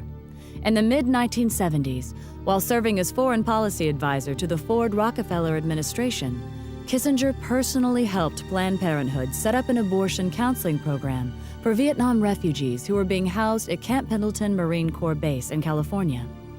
This was done despite the fact that the vast majority of these refugees were known to be strongly opposed to abortion, and not one of them had ever requested abortion counseling. At the same time, Kissinger also refused to hold an abortion training program that was being conducted by the Agency for International Development, which operates under the direction of the State Department. Kissinger allowed this project to continue despite numerous complaints that it was in clear violation of U.S. law that specifically prohibited American foreign aid funds from being used for this purpose. The commitment that Ford, Rockefeller, and Kissinger had for this illegal project may have been a reaction to something Reimert Ravenholt had said a few years earlier. In 1973, he was speaking at a Planned Parenthood national conference where he told attendees that abortion may actually be the most demographically powerful way of controlling population. Ravenholt would eventually be honored by Planned Parenthood for what it called innovation and vision in the population field.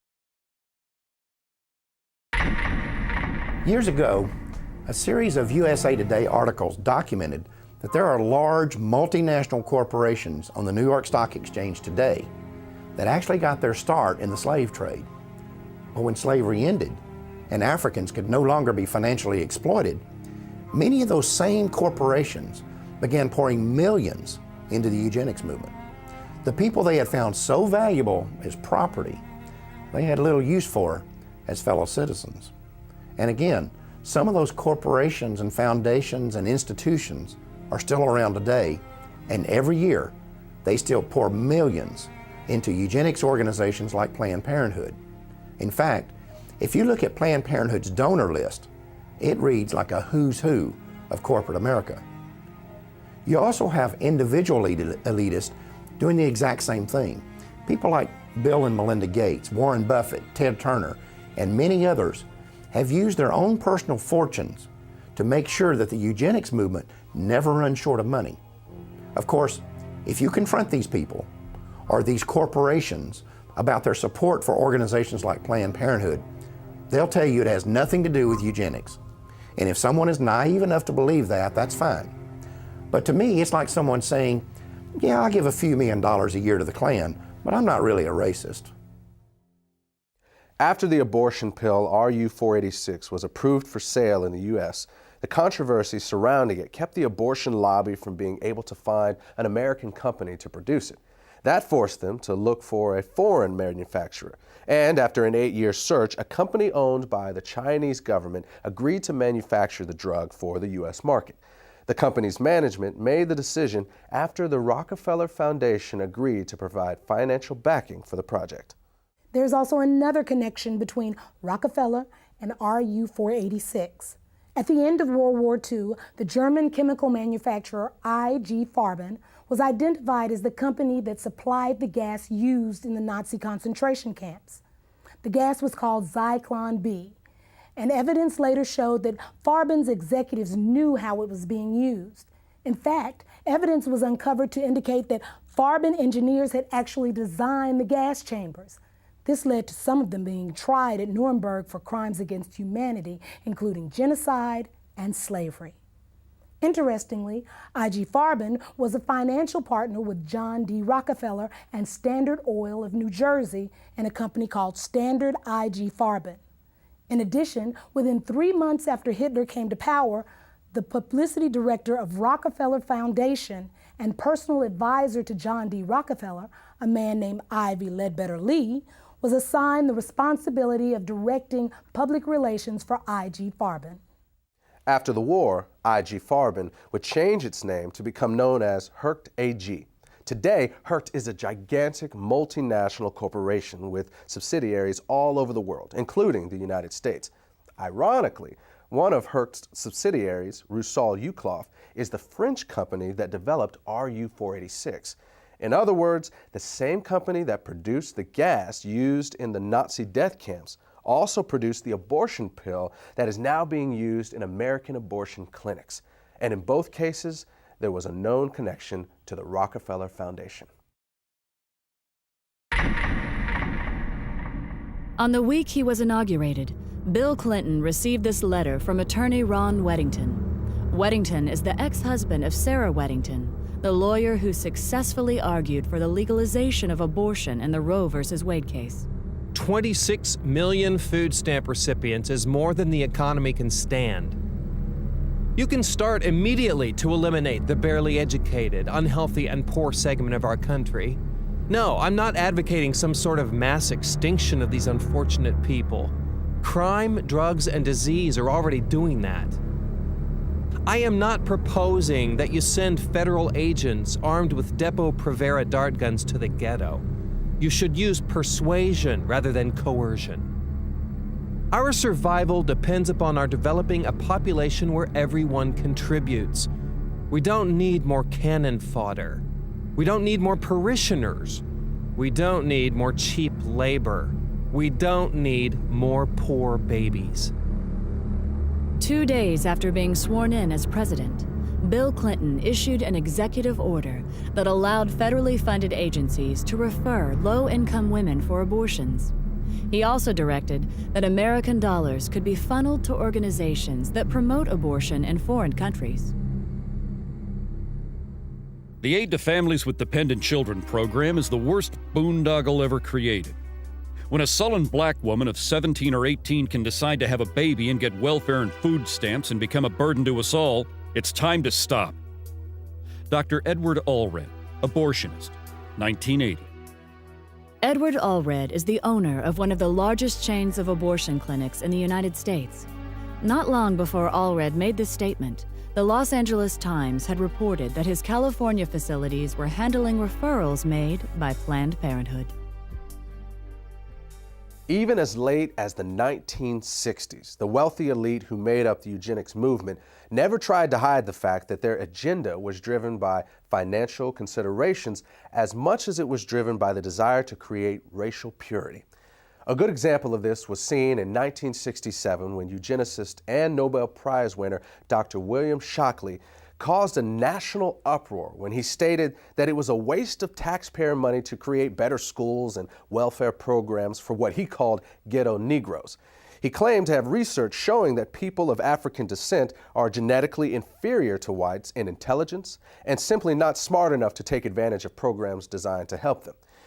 To save taxpayer money, he proposed that the U.S. government implement forced birth control to lower the reproduction of the inferior classes and then issue certificates to become pregnant that would be sold on the New York Stock Exchange. Shockley was a National Committee member of Planned Parenthood and a featured speaker at least one Planned Parenthood conference. When Florida abortion clinic owner Joyce Tarnow appeared on a local talk show, she gave the following reply when asked what America should do to help impoverished nations that are facing starvation or other natural disasters. Time is running out for us. In 1968, Dr. Paul Ehrlich wrote The Population Bomb. And in that book, he stated a thesis that what we should be doing is helping those nations that have a reasonable chance of being able to produce their own food supplies. Those that cannot do that for whatever reason, those people have to just sink or swim on their own. And what we do is try to help those societies become self-sustaining that have a chance to learn how to fish in order to feed themselves. Wait a minute. Are you I just want to make sure this is clear. Are you advocating, or was he advocating, basically writing off people that have no hope of ever because of the climate or for whatever problems of feeding themselves? Sort of like survival of the fittest? Or... Right. And the thing is... You agree with that? Yes, I do. The more people you help to survive, the more people are going to be reproducing and having children beyond what we can reasonably hope to have so that we can educate and house and feed these people. When Joyce Tarnow retired in 2004, she told a local newspaper that she had tried to get as many people sterilized as are in my way. She also restated her views on foreign aid, saying that the United States should help those countries that can prosper, but let the others wither on the vine. Citing Haiti as an example, Tarnow said that the Haitian people should be made to stew in their own juices because they had destroyed their environment. In order to really understand the role money plays in the eugenics movement, it is important to keep in mind that its original mission was not to make a profit, but to eliminate a group of people that the elite saw as a financial burden because of things like welfare, crime, taxes, and so forth. And when you look at the wealthy individuals and corporations that fund the modern eugenics movement, you see that this is not really changed. You also see that these people are willing to pay out big money to those who can carry out their agenda. And when Planned Parenthood figured this out, they volunteered for the job. The result is that money has been poured into this organization to the point that Planned Parenthood is now a billion-dollar multinational corporation that operates the largest chain of abortion clinics and birth control facilities in America. While much of Planned Parenthood's financial success has been because of donations from these wealthy individuals and large corporations, it has also raked in billions from you and me. In 2006 alone, despite having made over $60 million in profit, Planned Parenthood received about $350 million from the U.S. government. And in 2009, Planned Parenthood will receive approximately $1 million every single day from the American taxpayer. That's $1 million every 24 hours. That comes directly out of your paycheck and mine. Now, what you may find interesting is how your money is being spent. To give you just one example, we're going to show you part of a website that Planned Parenthood launched in 2008 called TakeCareDownThere.com. The clip is titled, "I Didn't Spew," and I warn you, Many of you are going to find it highly offensive, and you're going to find it especially inappropriate for children, despite the fact that is exactly who Planned Parenthood created it for. As you watch this piece, remember, you helped pay for it.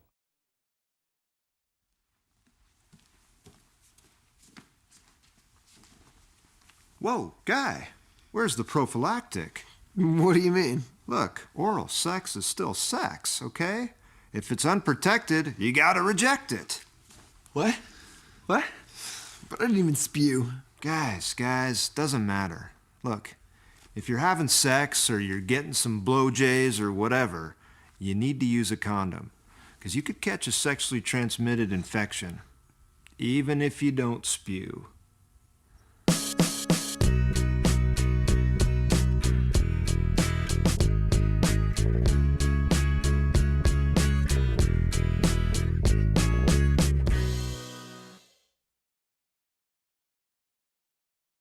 Now, does this clip say anything about how Planned Parenthood sees African Americans? You'll have to judge that for yourself.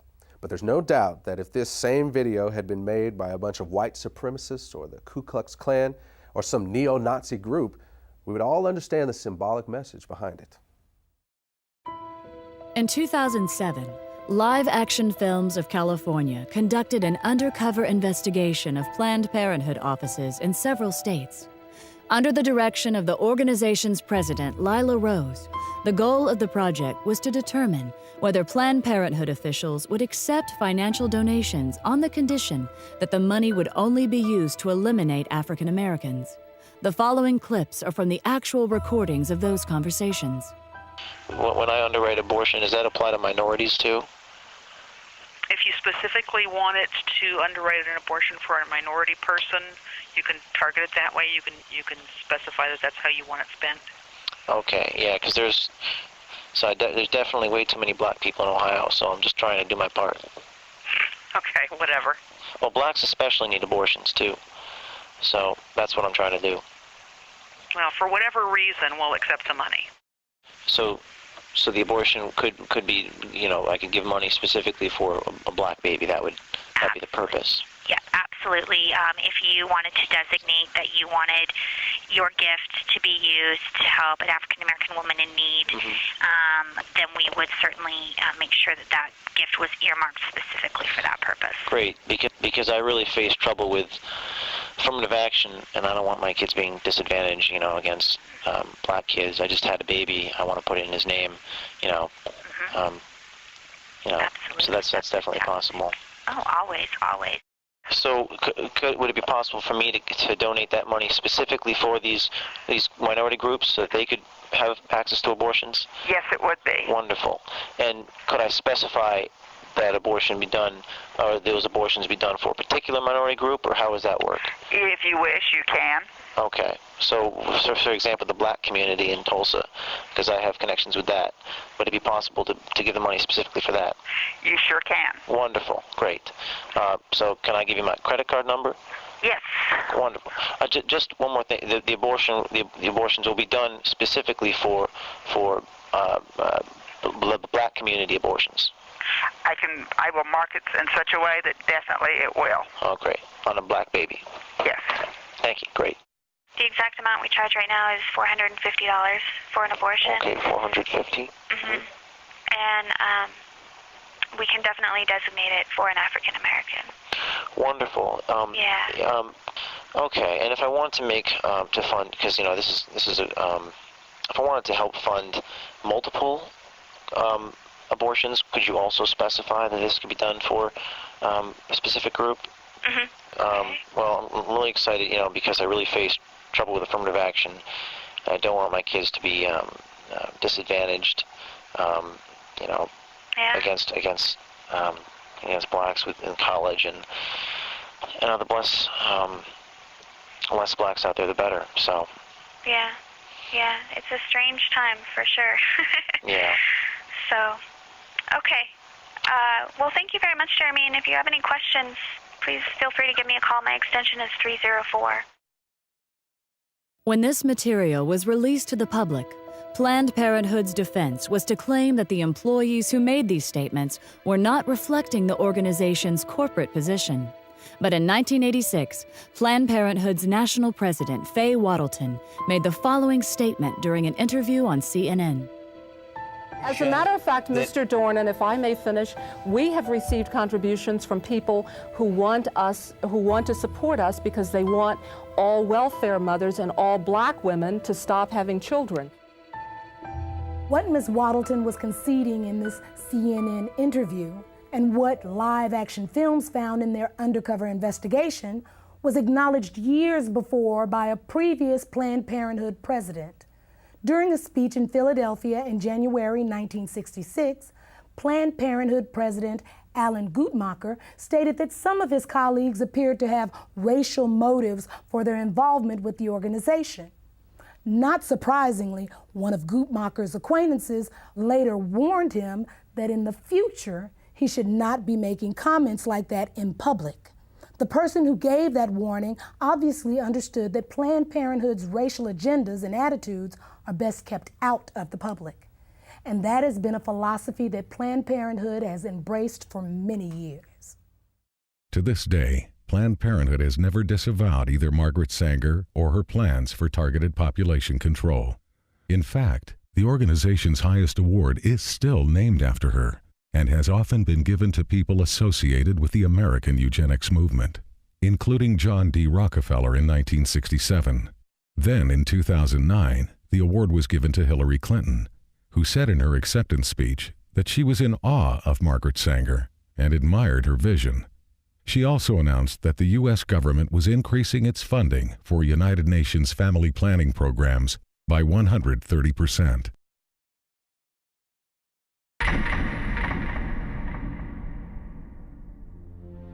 Frankly, I had thought that at the time Roe was decided, there was concern about population growth, and particularly growth in populations that we don't want to have too many of. Ruth Bader Ginsburg, United States Supreme Court Justice, July 2009.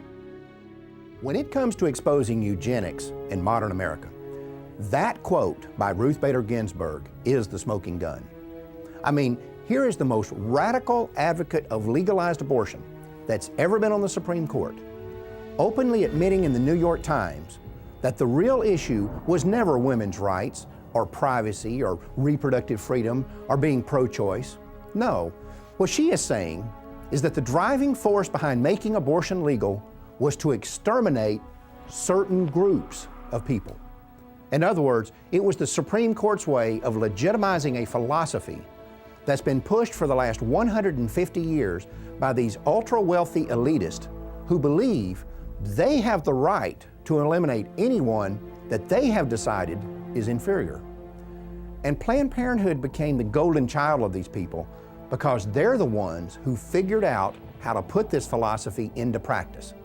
It was Planned Parenthood who figured out that the way to make eugenics work is not to kill people, but to convince the targeted group to commit cultural suicide.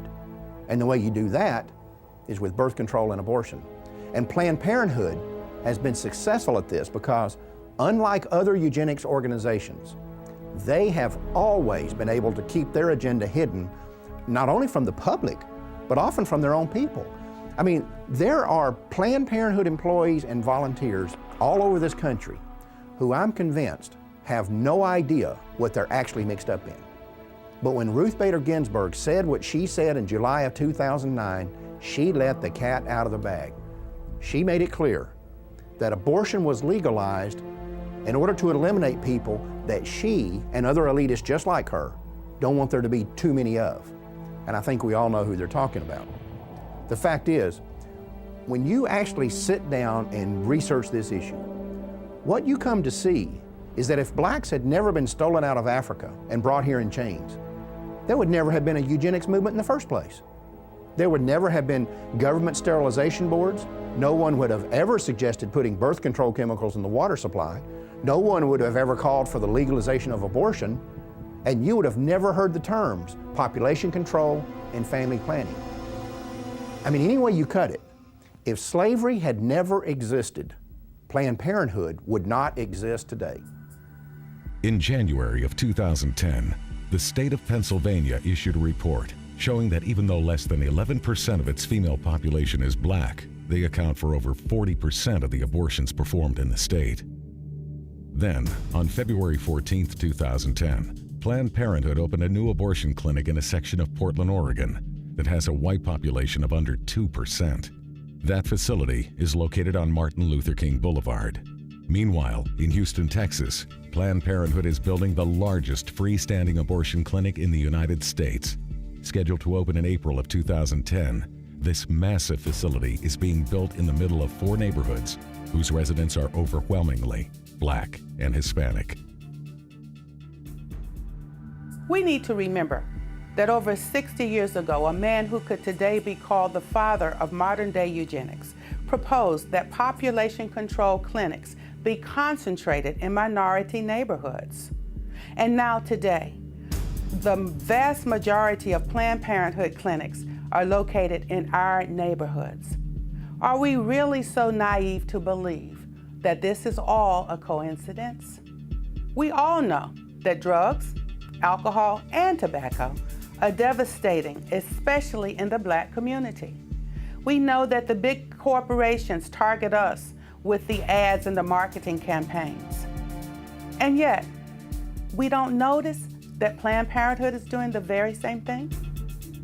We need to pay attention to the fact that in the 1960s, when we as African Americans began to demand our civil rights, for the first time in American history, there began a widespread cry in our government for legalized abortion. Was that coincidence too? Or could it be that when we said we would no longer sit on the back of the bus, a place was being reserved for us down at the abortion clinic?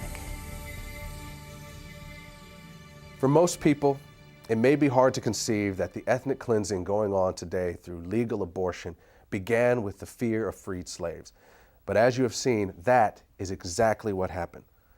When colonization failed, Charles Darwin and Francis Galton were there to tell the world that people of African descent were just one small step above the ape. And white elitists embraced that philosophy, not because they had studied it and found it to be true, but because it gave them the permission they needed to wipe us out. And that launched a chain of events that quickly took on a life of its own. Every time one eugenics strategy failed, another was invented to take its place. It was a pattern that would be continued from one generation to the next until they finally discovered the strategy that worked. You know, when you study the Nazi Holocaust, you can see these films of Jews running into ditches to be shot in the head. You can even see films of them actually walking into the gas chambers. And it's tempting to ask yourself why they didn't fight back. I mean, if you're going to be killed anyway, what do you have to lose? Perhaps the answer is that they simply could not believe it was really happening. Maybe the normal human mind is just not wired to accept that your fellow man is capable of such senseless brutality on such a scale, even when you see it happening with your own eyes. As African Americans, we need to recognize that we are doing the same thing. We need to understand that terms like pro-choice and reproductive rights and family planning are nothing more than marketing slogans. They're just code words that organizations like Planned Parenthood use to hide the fact that we're voluntarily submitting to the will of those who have been trying to exterminate us since the day slavery ended.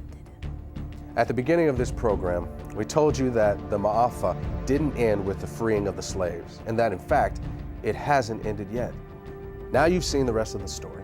Now you know that legalized abortion is more than just a crime against humanity. It is also the continuation of a 150-year-old racial agenda that was founded in Black genocide. And I hope that you have also come to see that as long as abortion remains legal, the Maafa cannot end. Thanks for watching. Brothers and sisters, it is time. Yes, it is. Amen. Brothers and sisters, it's time for us to go to the streets on this issue. Yes, it is. Amen. We need to be in the streets on this issue. Amen. If we look the other way, while our smallest brothers and sisters are being lynched in the room We lose the right to be outraged that we were once lynched by the Klan. When white supremacist Tom Messer tells his followers to invest their money in ghetto abortion clinics, he's not talking about reproductive rights. He's talking about reproductive racism. Yes, he is. When two guys write a book talking about Steve Levette, John Donahue, when two guys, Steve Levette and John Donahue, write a book in which they claim that the high rate of abortion keeps the rate of crime down, be assured, they know that a vast majority of American abortion clinics are in black neighborhoods. Oh, yes, they do. Oh, yes, they do. Come on. They know they're in the minority neighborhoods. What we need to understand is when we let Planned Parenthood into our schools, when Planned Parenthood put their death camps, when we let them put their death camps in black communities, in our communities, That's right. and when we sit back and let an elected government official take money out of our paycheck to pay Planned Parenthood, we have been played like fools. Oh, yes, we have. Jesus. The fact is, if we tolerate something as evil as abortion, we cannot be surprised if it turns around and is used against us. We can't be surprised if it's turned around and used against us. We can't be angry if it's turned around and used against us. Notice for sure, as long as abortion is legal, in America, we'll never be able to stop it being used to commit black genocide. That's right. Amen. We'll never be able to use it as a weapon for what I call the Maafa. The fact is, if we tolerate something as evil as abortion, we cannot be surprised or angry when it's turned against us. Said that one, didn't I?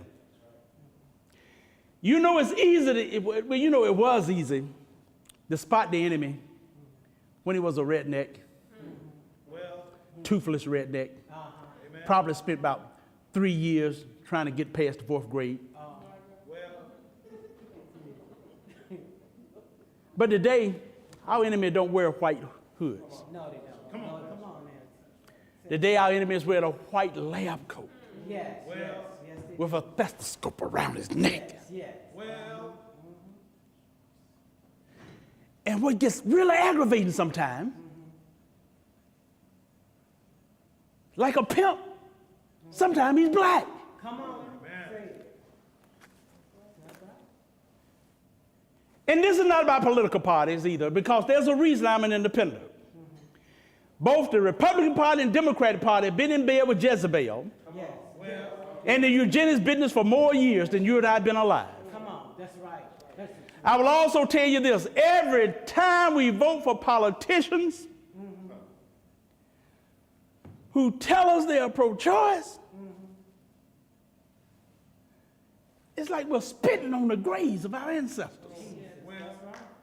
Our ancestors did not break the chains of slavery. No, they did. They didn't escape the plantations and the cotton field just so we could actually then take power and give it to political people who are there to wipe us out. Jesus. That's right. Amen.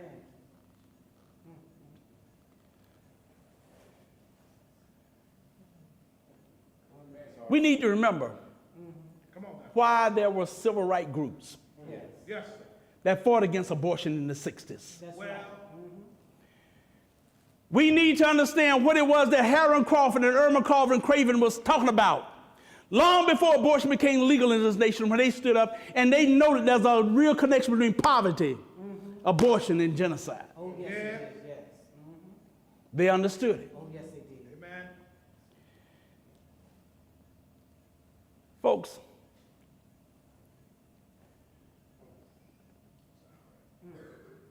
you know, it's time we looked at what's been done to our children. Come on now, Pastor. I had the privilege of meeting Mamie Till in Chicago years ago. Yes. She complimented us on what we were doing. Yes, And my heart was really moved sitting next to her and having this lady look me in the eye and tell me that. Yes. Because you remember Emmett Till. And we have to remember what happened. Yes. When he was beaten and bludgeoned. Yes. So bad. Yes. That most of the time people say, whoa, there's got to be a closed casket. His mother decided, no. She demanded an open casket because she wanted the world to see what they had done to her baby. That's right. Amen. That's right.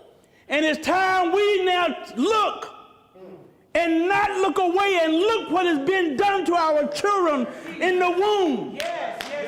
It's womb lynching. Yes, it is. Yes, it is. Come on now.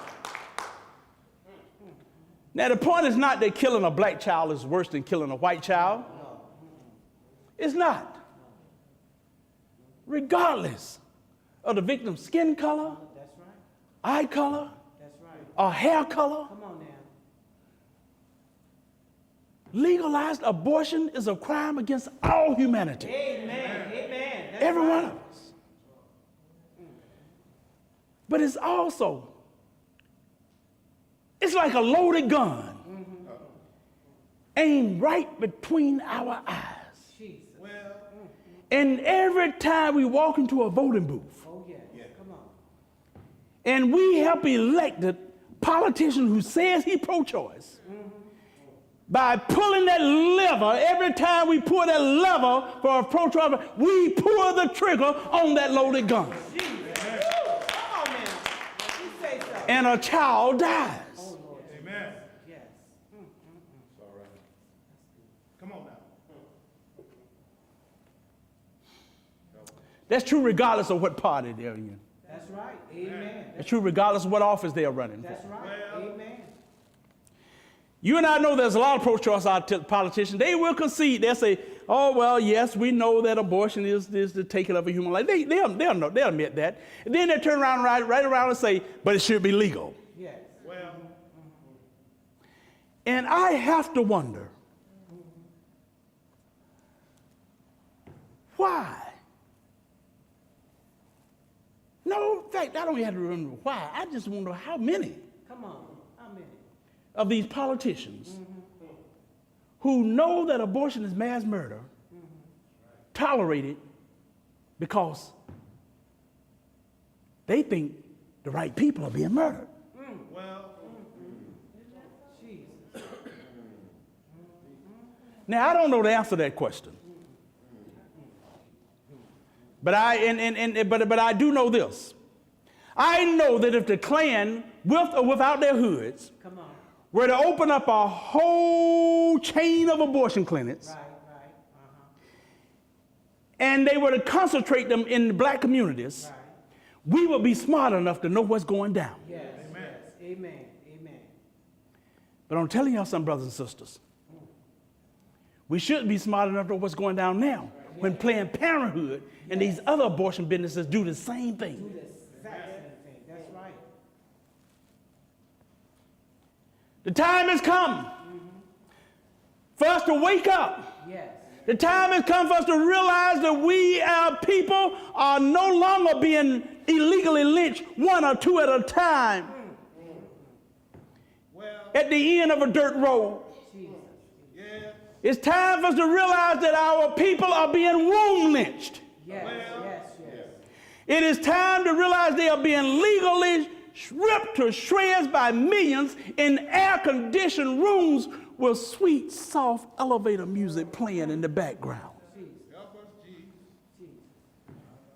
It is time for us to realize that we are in a war. We're in a war that if we don't become involved and we try to look the other way, it's going to wipe us out. It's called black genocide. It's time that we realize we have found the weapon of mass destruction, and the weapon of mass destruction is the suction machine in Planned Parenthood. That's right. Amen.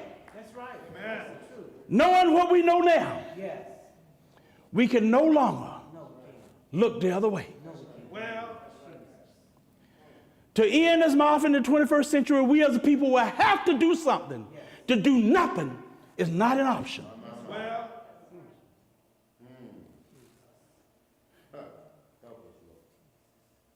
The only question left to answer is,